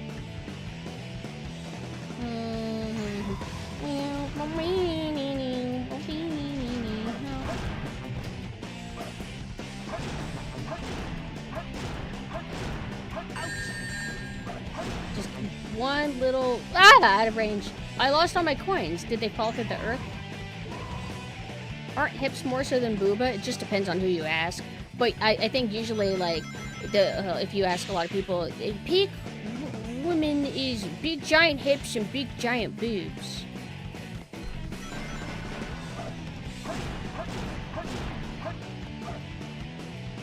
And that's why, part of why my characters have neither, because I want to be womanly without that. Although Synth obviously doesn't look like womanly, but Nanessa does. But she has stick hips and like flat chest. But I make up for it by being really tall. But I like tall models.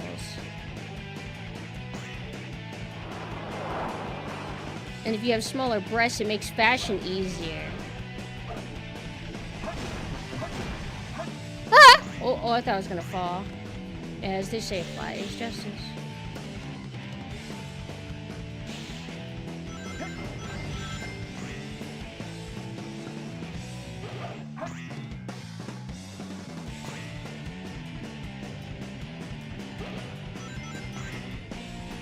Every now and then I see a thread on Twitter that's basically talking about the sentiment of people using looks like a PS2 game as an insult. And that doesn't mean something negative like people might think. Like, PS2 games actually look good, and it's kind of weird to use that as an insult. I've personally never seen anybody actually say, wow, it looks like a PS2 game. How shitty. Like, I've never, like, seen that as an insult. But Mina says that they have, and that it's mainly graphics hoes, people that are just obsessed with graphics. To me, that's just weird. Because whenever I think of PS2 or GameCube era, I think, like, pretty aesthetic.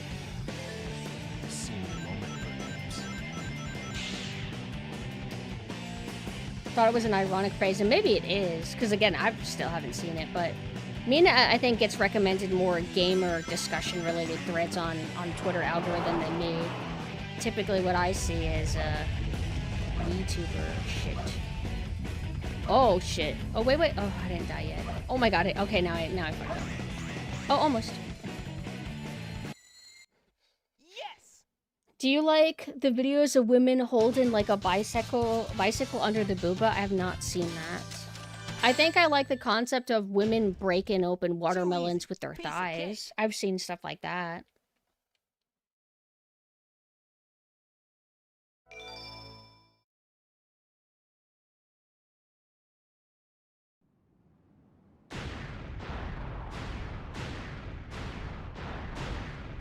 Slurmcore? What is that, Maka?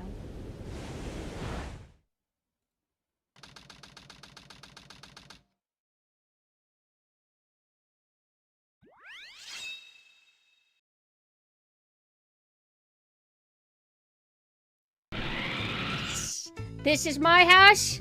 This is where I live. This is where I go for vacation. I have to hurry and find the Master Emerald.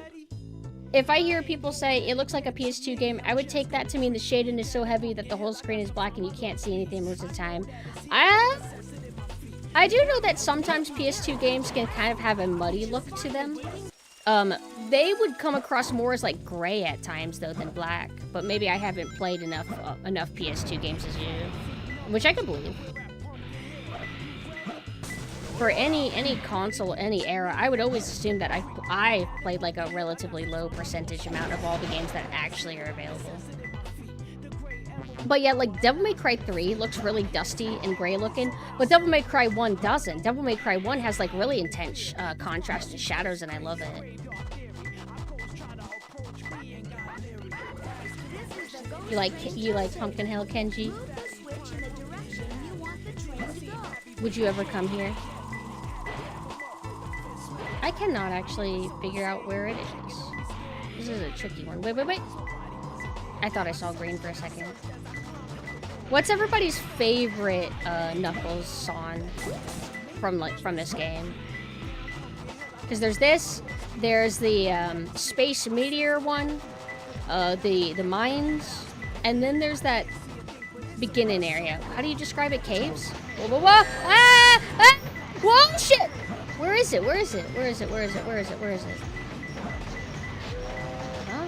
Is it here? Oh, here it is. It's just right here. 2 more left. Death Chamber is the water mines, right?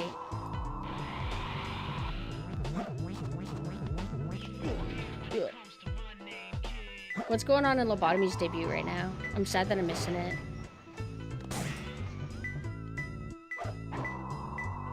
It's closer.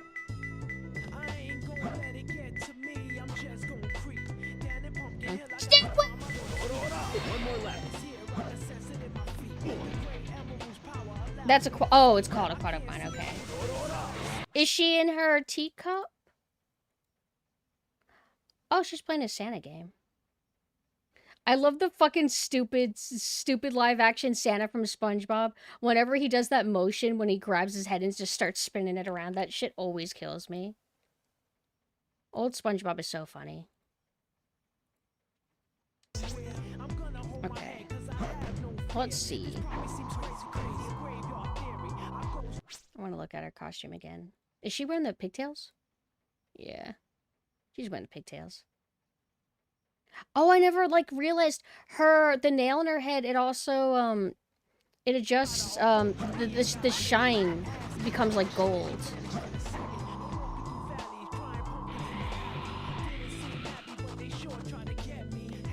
But you know what? I think I would actually like to do a second stream and play Maneater. That way I have an excuse to raid Lobotomy. Because I want to raid her before she ends.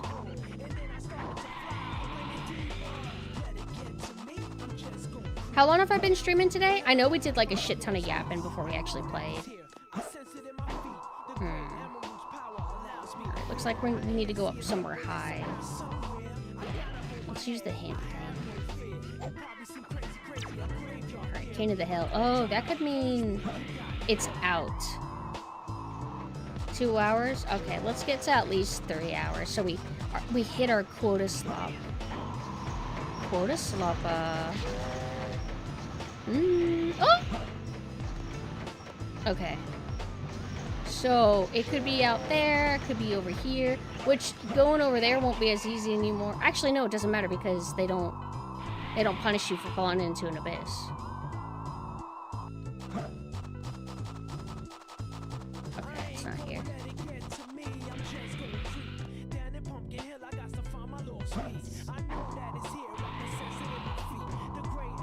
Okay, nothing's happening. I don't think it's here then.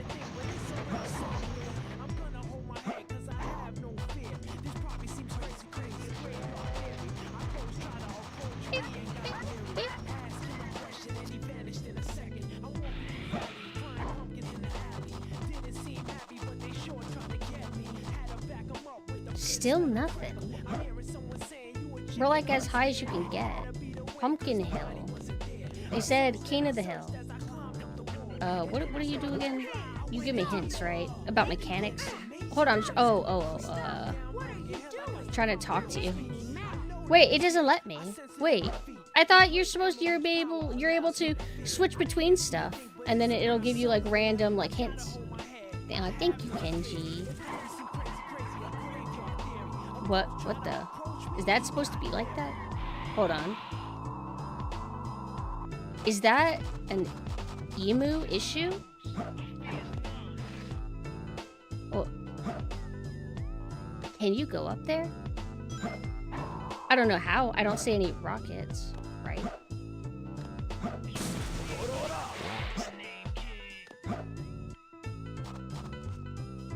I'm not Jolly, I'm not Santa, I'm a girl at the mall. Okay, hold on, okay, we're really high, let's stay up in the air and just like kind of circle around everywhere and then we'll just find it.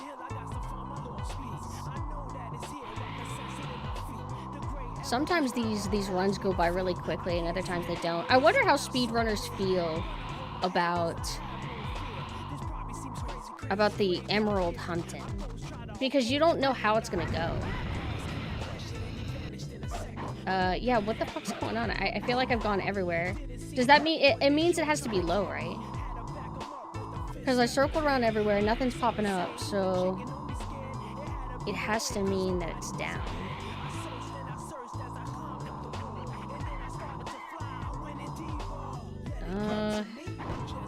Maybe. Yo, what the fuck? In the nice list? Would I? Am I on the nice list? Or am I on the naughty list? I want Fox to be on the nice list. Because he's nice. Ugh, I'm almost tempted to, like, restart. This I like to get. No! Leave me alone! Yeah, like, let me fucking restart. Holy shit. Fox needs to be made worse. Or he needs to be trained on how to control his issues. Just a little bit. Better management. Still be evil, just be better about dealing with it.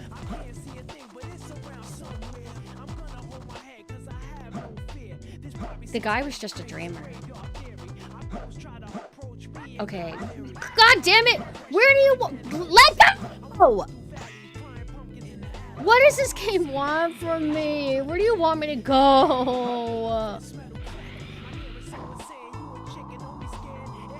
Bro, if I was a speedrunner, I would literally like grab my controller and slam it. Ain't no fucking way this is happening to me. I'm gonna crash out. I'm gonna crash out.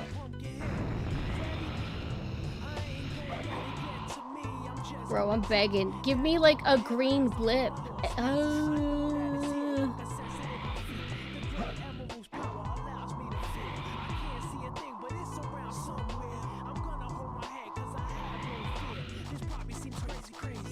Let's go all the way to the top.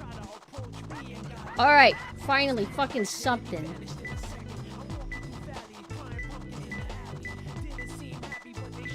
The end times will be whenever we get a sequel to Nightmare Before Christmas. It's gonna be about how Oogie Boogie's actually a good guy.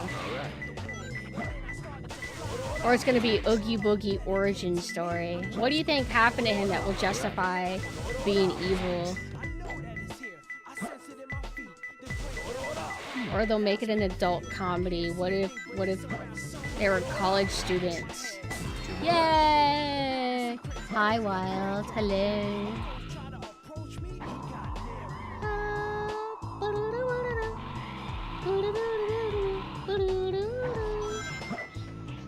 This is more like it, and watch, the same thing's gonna happen.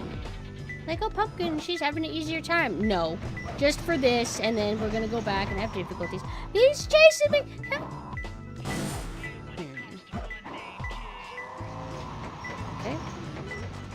We need to stay on this side. Now, do we go up or down? Okay. Land.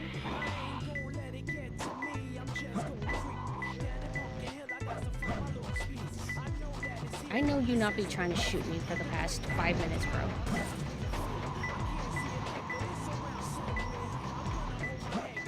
I'm open-minded to the thought that it might be attached to the back of the train track. Nope. Yes. Okay, okay.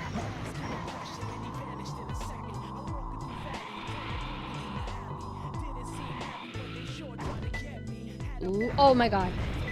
This is the run, maybe. Hold on, nope, it's not down. It's not up here, it's down.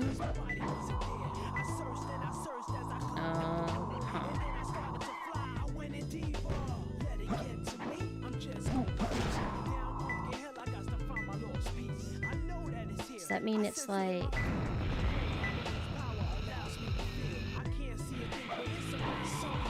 Nope.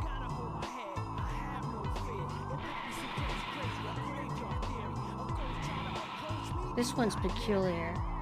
Hmm? Ooh.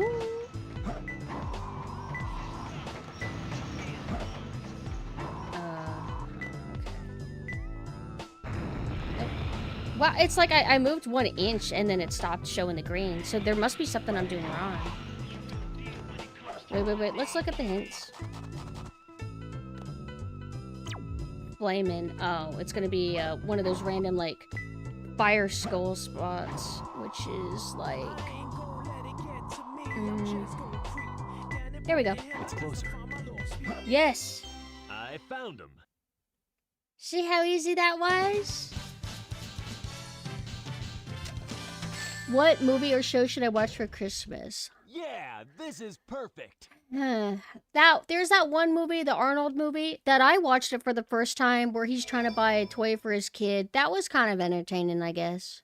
But if I were to recommend a Christmas movie, there's Black Christmas that we talked about recently, from like, what, 1978 or something like that?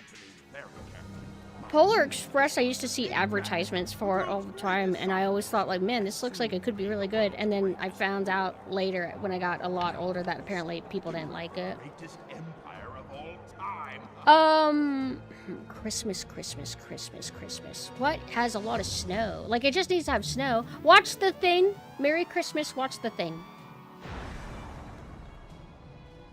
AI remake of the Thing movie to where everybody just has a Santa hat now. Using AI as it was meant to be used for shitposting. It's a classic, but it has some controversy. What's the controversy again?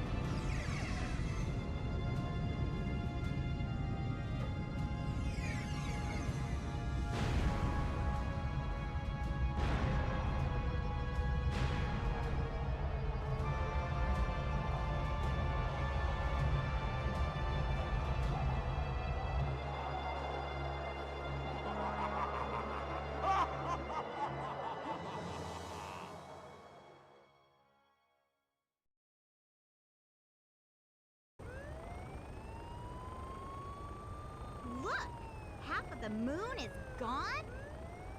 Eggman! Oh, that creep never gives up. But how did he manage to harness all that energy? I remember real actors being worried about Polar Express stealing their jobs. Remember that Tom Hanks played like 5 characters in that? That's fucking crazy.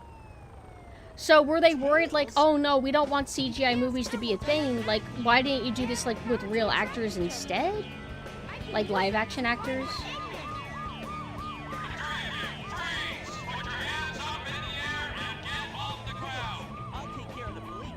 It looked too real to humans, almost uncanny, which people got really scared from, and it just gained backlash from there, but other than that, it was a good film. Okay. Because I wouldn't mind seeing it. Because, I don't know, a Christmas-themed movie, it looks cute, charming. You're on a train. I like trains. I like trains. But that's kind of funny, though, like, how amazing things used to look to us, and then you go back and look at them after tech has evolved, and you're like, oh, because Degeneration was like, wow, this is crazy, look at this. And then you look at it now, and it's like, oh, it's like, ooh, yikes. Still, it's still aesthetic, don't get me wrong, but it's just, the uncanny vibe is stronger. There was a movie that my dad, he must have just picked up the DVD in a bargain bin. I never watched it, but Beowulf, the CGI Beowulf movie, people have said that it's not good, so I haven't been in a hurry to actually watch it. It was supposed to be a warm Christmas film, but it just scared people off. Sad. I think it's actually Mandar, what is his name, from Dexter? It has his voice actor playing like a kid. And it's like the most obnoxious sounding like adult kid voice you've ever heard. It's amazing. Wait, I need to be able to fly, right? Hold on. Now actors can be digitally added like Tarkin and Rogue One. Yeah, that's a recent development to where now it's like, oh, are you dead? Okay, but you can still come to work, right? Oh, okay, never mind if it's not an abyss. Because I'm like, I don't remember having to backtrack to find a upgrade. I remember it usually more seamless.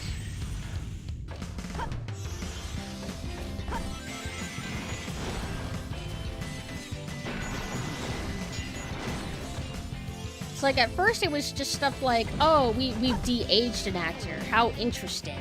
We've de-aged an actor and we brought them back to how they used to be. But now it's like, you're dead, but that doesn't matter.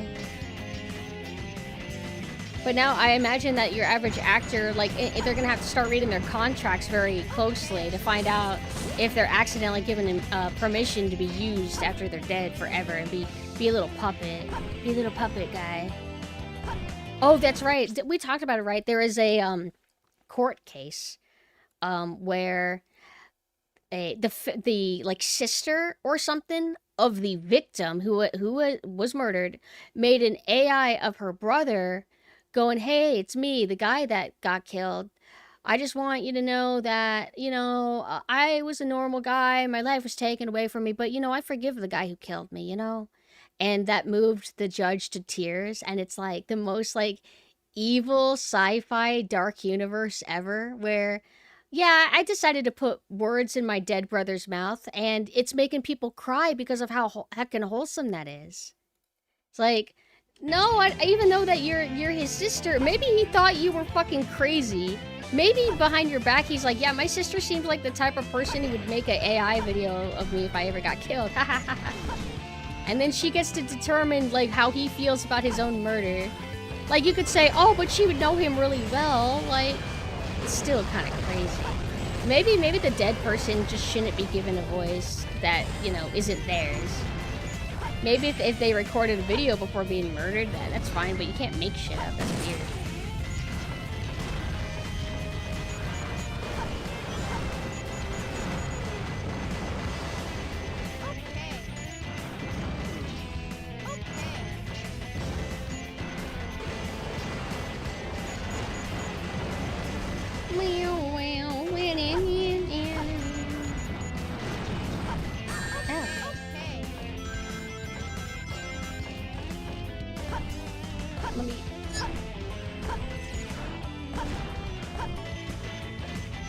Accidentally hit his center.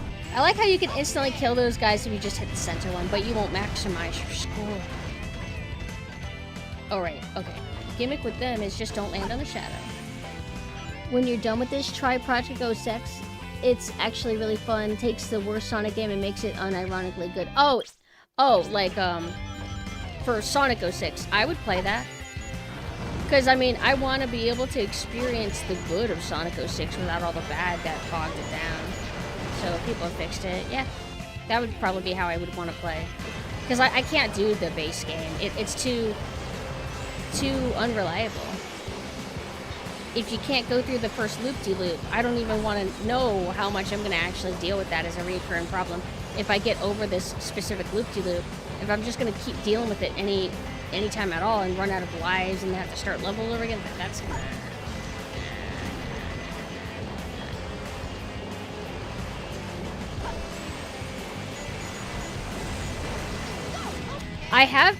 whenever I was setting this up, I did see that I have Shadow the Hedgehog. I do want to play that. Like, I want to finally play it in full, because I've only ever rented it, and then I bought it for a birthday once. And I only did a test run, but I've never done, like, a committed, I am going to play through this game. But I'm going to do that as a stream. Maybe after Sonic Adventure 2. After I beat Sonic Adventure 2 to completion, because I've never beat the third campaign. Only Hero and Dark 5,000 times.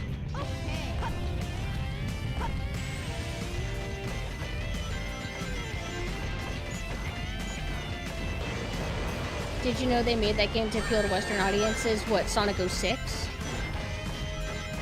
I guess that would kind of make sense. It was around the time they were into doing that. What about it was meant to appeal to the West? That human-furry relations? Oh, Shadow. Oh, okay. Because the Lee guns. I thought the appeal was to appeal to adults. Like, oh, they want to branch the Sonic IP to not just be for kids, but that it could be for all ages, including angry teens that don't know how guns work. And 40-year-old women like us. Ow! Ooh. I'm just in it for the thirst. I can't fight everything! It's not fair! I did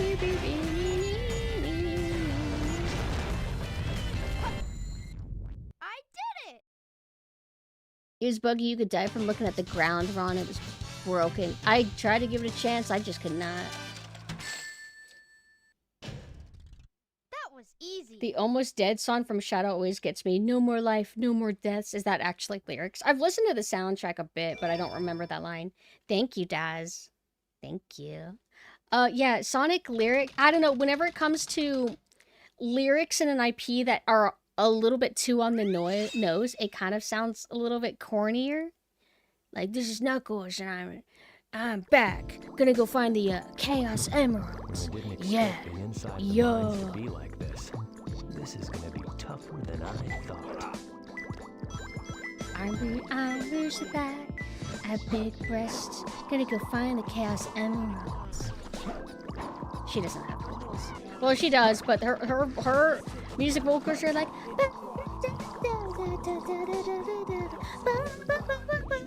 So it's awesome.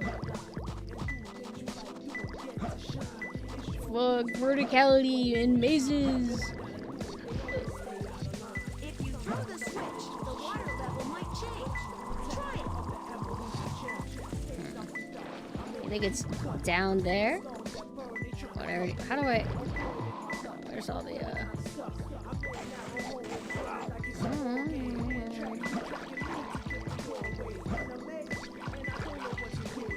This music makes me think of like the vibe of the Death the Kid music. Do you guys remember from Soul Eater? His music kind of like mixed rap a little bit. Certain vibe. It was cool. I love the Soul Eater soundtrack. Really good energy. Does this make all the water go down? Or nope, it makes it go up high. Hello, Mari. Hi. You'll help me. I don't know where to go. I suck. No, I got it, you guys. We're trying to find that last button that makes all the water drain. I always kind of remember the layout of these, but never like fully. Found you on the homepage. Hi. Thank you for dropping by and investigating. Oh, wait. I think that's where we go? No.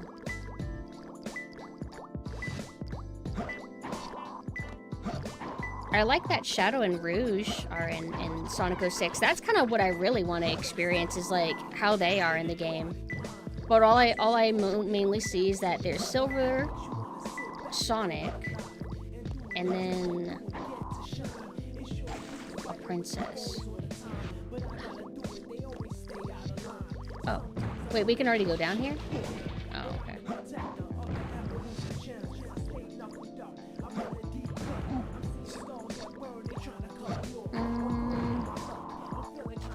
Maybe I should restart.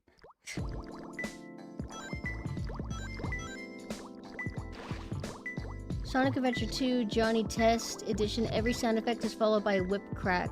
The result of conversation I've been having in my voice chat. Is Johnny Test that cartoon that everybody hated? Why did everybody hate it again? To me, I just always saw it and it looks like really like lame, or it looked mediocre. It never looked bad or anything, but I never saw it and I'm like, yeah, this looks good. Is it down here? Ooh! Where?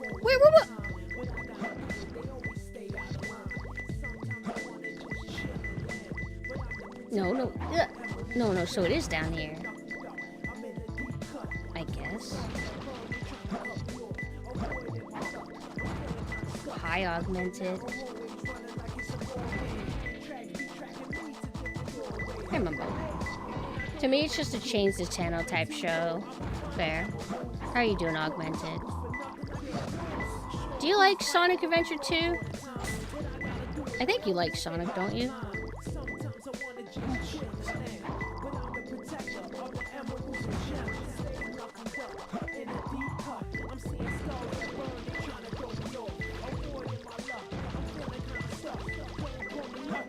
I can't tell if it's like in here. Because I'm getting mixed signals. In an oven. Oh, okay.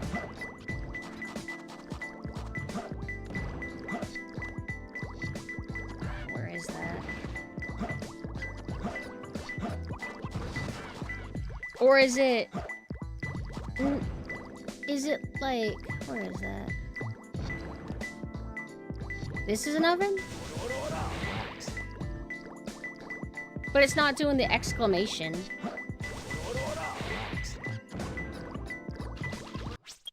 Just rather start over. Sometimes, like, I have, like, kind of decent runs here, but some of this is more of a hassle. It's closer. Yeah, like this right here. Like, it's just right there. Oh, no. I think he had it. Oh, see. See, that's much easier.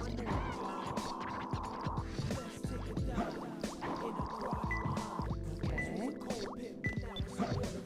It's your boy, Knuckles. Great voice. I love this singer's voice.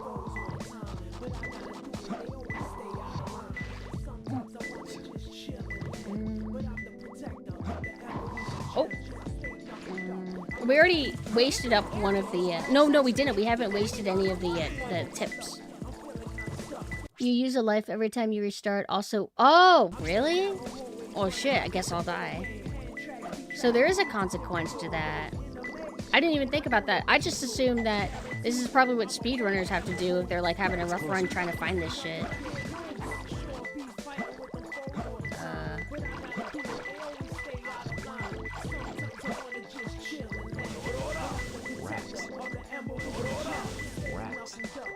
What are we thinking? Or is it in here? Because am I crazy for thinking that they're not always consistent about the red exclamation marker popping up and being like, yeah, it's right there. The container next to the jumbo skull. Is it up there then? Thoughts on them? Yeah, I've always thought it was funny, like whenever you are in the Chow Garden and you're playing as Eggman, he goes, Yosh. Like, they didn't bother, like, doing any translation for that or coming up with a new line. It's really charming. Yosh.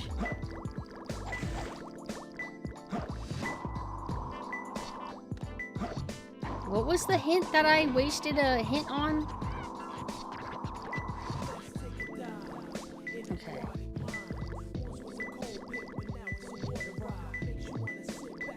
Her doing this level, sometimes the emerald's impossible to find. That's terrifying. Yeah, if we go up here, it's not here, so it has to be, like, down here. Unless it's underneath this water. Under the platform? Well, I guess if we make the water go up high, we can technically get it. You have, like, a little bit of time before drowning.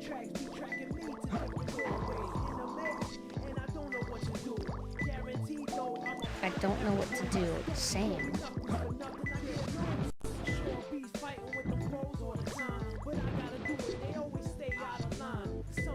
Hold on. I don't stay underwater in these games very often. I had to remember all the controls. Camera, don't do that.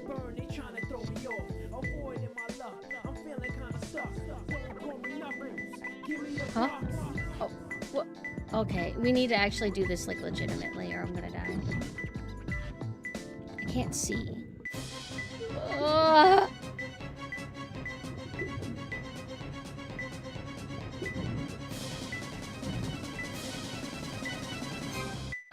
Oh, I didn't die.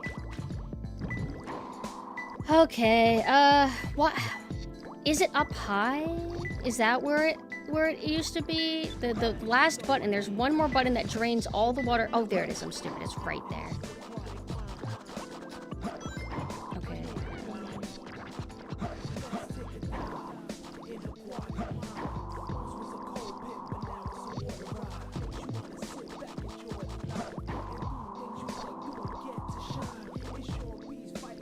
It's the most difficult, like, I've had it so far.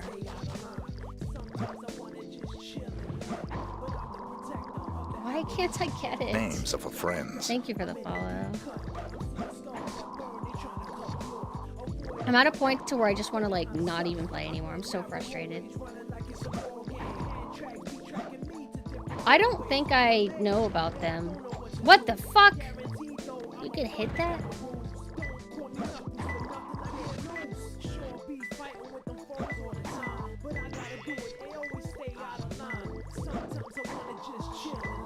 And we streamed this before, so what am I misremembering on how to get up here?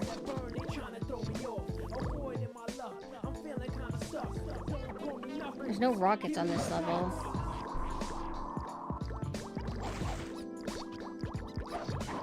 So then I was right initially that I should just focus on being, like, down low.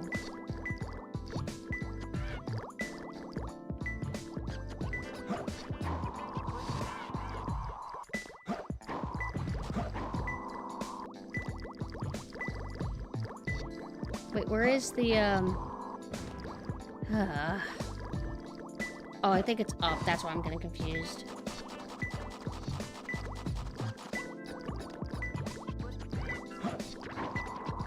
Right?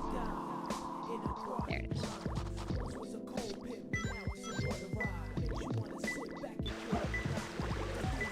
If you throw the switch, the water level might change. Wait, no.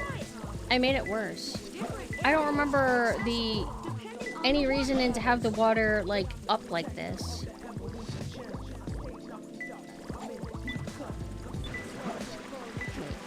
That's right. Camera. Hold on, let's go down here. We haven't done this in a bit. Does this take you up to the area and then you drop down and then you can grab those things?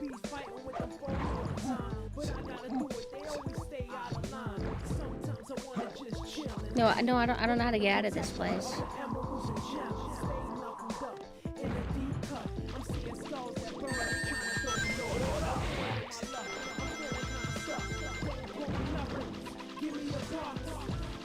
Oh, it was just right there. That's all it was!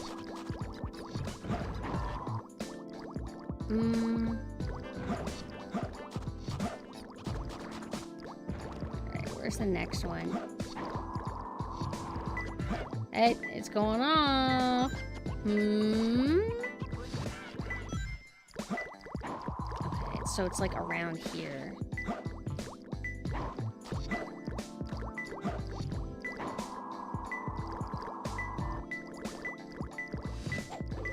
Different areas are accessible depending on the So probably lower water level, and then we'll be golden.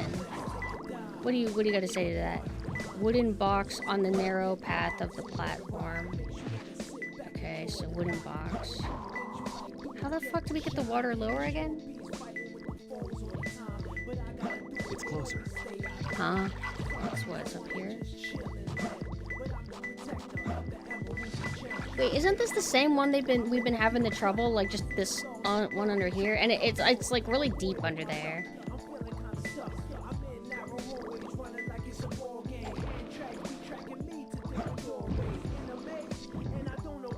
The way speedrunners do this is they've done it so many times, they've memorized every possible emerald location. So they could probably guess, like, okay, the one that's here obviously is most likely going to mean that the second one and the third one will be in so-so spots, like stuff like that. Yeah, I want to go low, but I don't remember how to make it go further. I've had it before where it gets completely empty, but I'm struggling remembering it.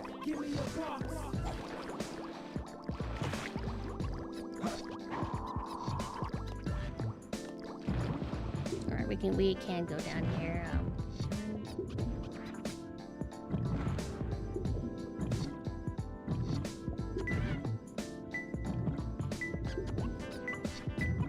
Oh, I see. It's not. I was overcomplicating it. I'm stupid. I need to make the water go down just a little bit more. No, because if we hit the switch, it just brings the water up here, right?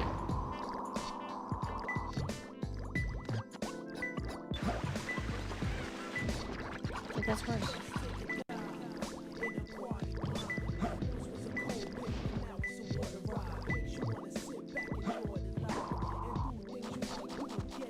Why have I not been able to remember how to get over to up here? These are... Oh, those aren't boxes. Those are like logs.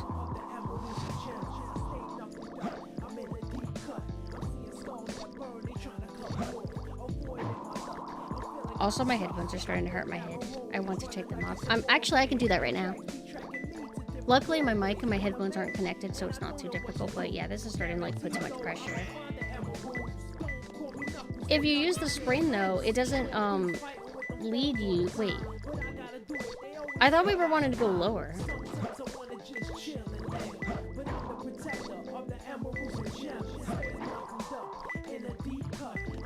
Why is it yellow over here?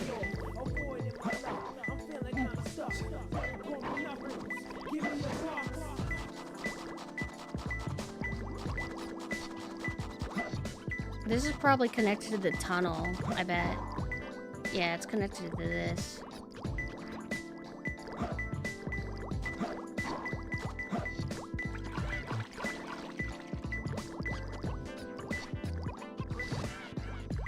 What do you mean there? Like, if you're talking about, like, where I just was, I can't access it. Like, I think it's underneath here, and I'm trying to figure out how to get, Rats.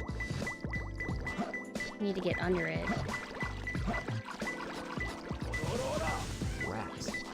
It's like I tried to raise the water, but when you go in there, it's just full of water, and then you die. I know it raises, but we did that before, and then I went under there, and I didn't see it like immediately there. Maybe if I'm just quick this time, it'll work.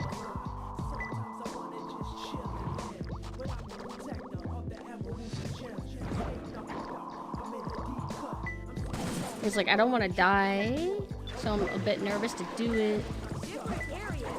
But this is not normally how this is supposed to go. It's supposed to be kind of easy to raise, to drain the water 100%.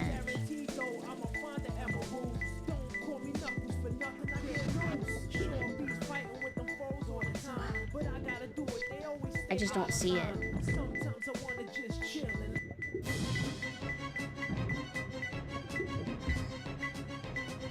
It's like, I don't think this is what you're supposed to do.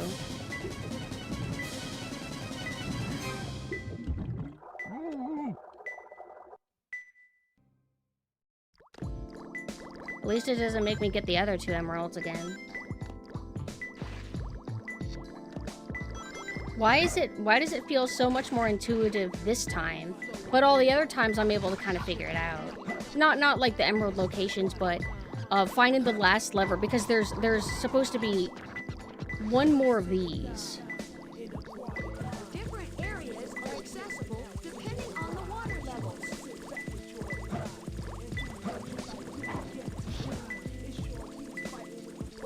It's like I'm probably going in circles and then I just keep missing the one turn.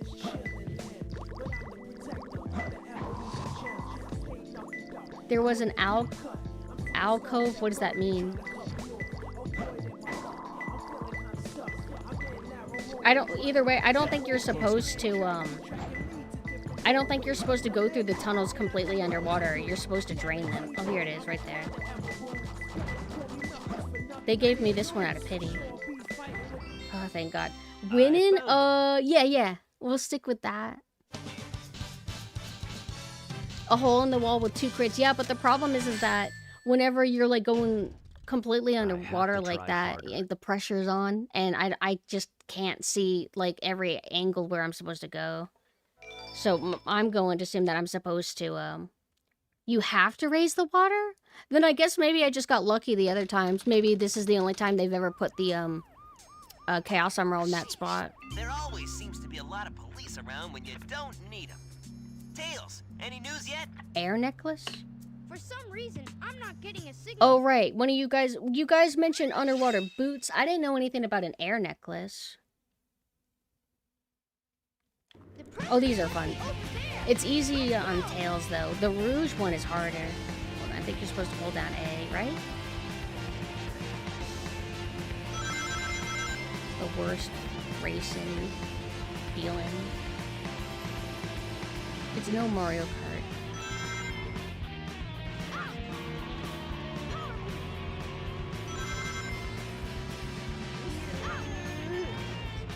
It's like I've tried to do the minigame where you can like race against all the other characters and it just sucks so much.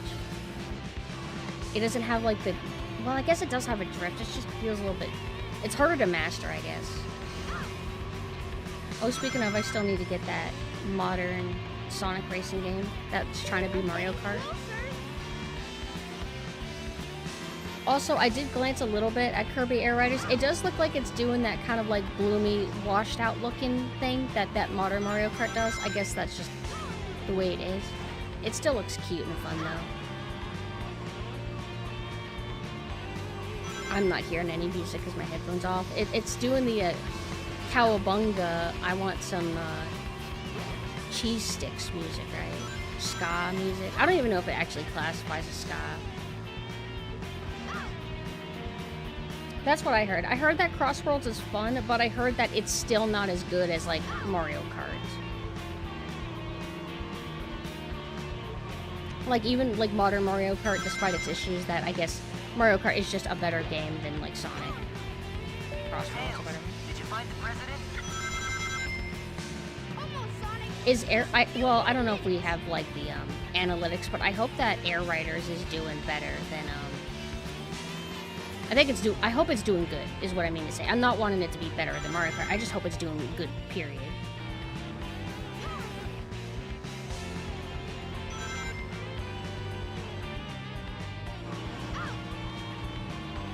Maybe it's good that they haven't released, like, a new 3D platform Mario, making it to where Kirby Air Riders has a chance at doing well. Like, oh, there's not that many games out on Switch 2. Ooh, Kirby Air Riders. Maybe it's all calculated. Probably not, but...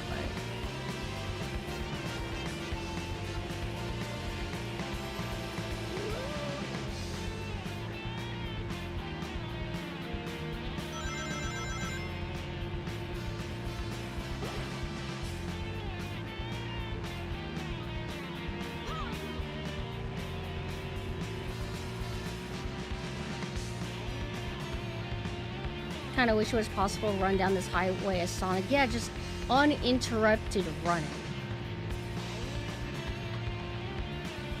Most video thumbnails I've seen on YouTube for Kirby Air Riders have been along the lines of Sakurai did it again and is this game better than Mario Kart World? Yes, I like that. That's cool. But I think we are at the 3-hour mark, right? How long have we been streaming today? I cannot tell, actually. Almost 3 hours. Perfect. Then I would say we can leave off of here. That way we can prep for a lobotomy bunny raid. Hopefully she's intending to do a launch stream. Well, I don't know. It depends. Sometimes for a debut you get burnt out really fast, and other times you're just on like an adrenaline rush. Hold on, let me make sure that the game is saved. I forgot how it works.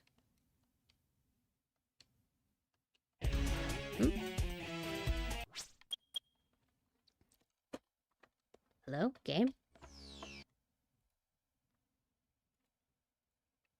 Okay, so let's go back to my bedroom.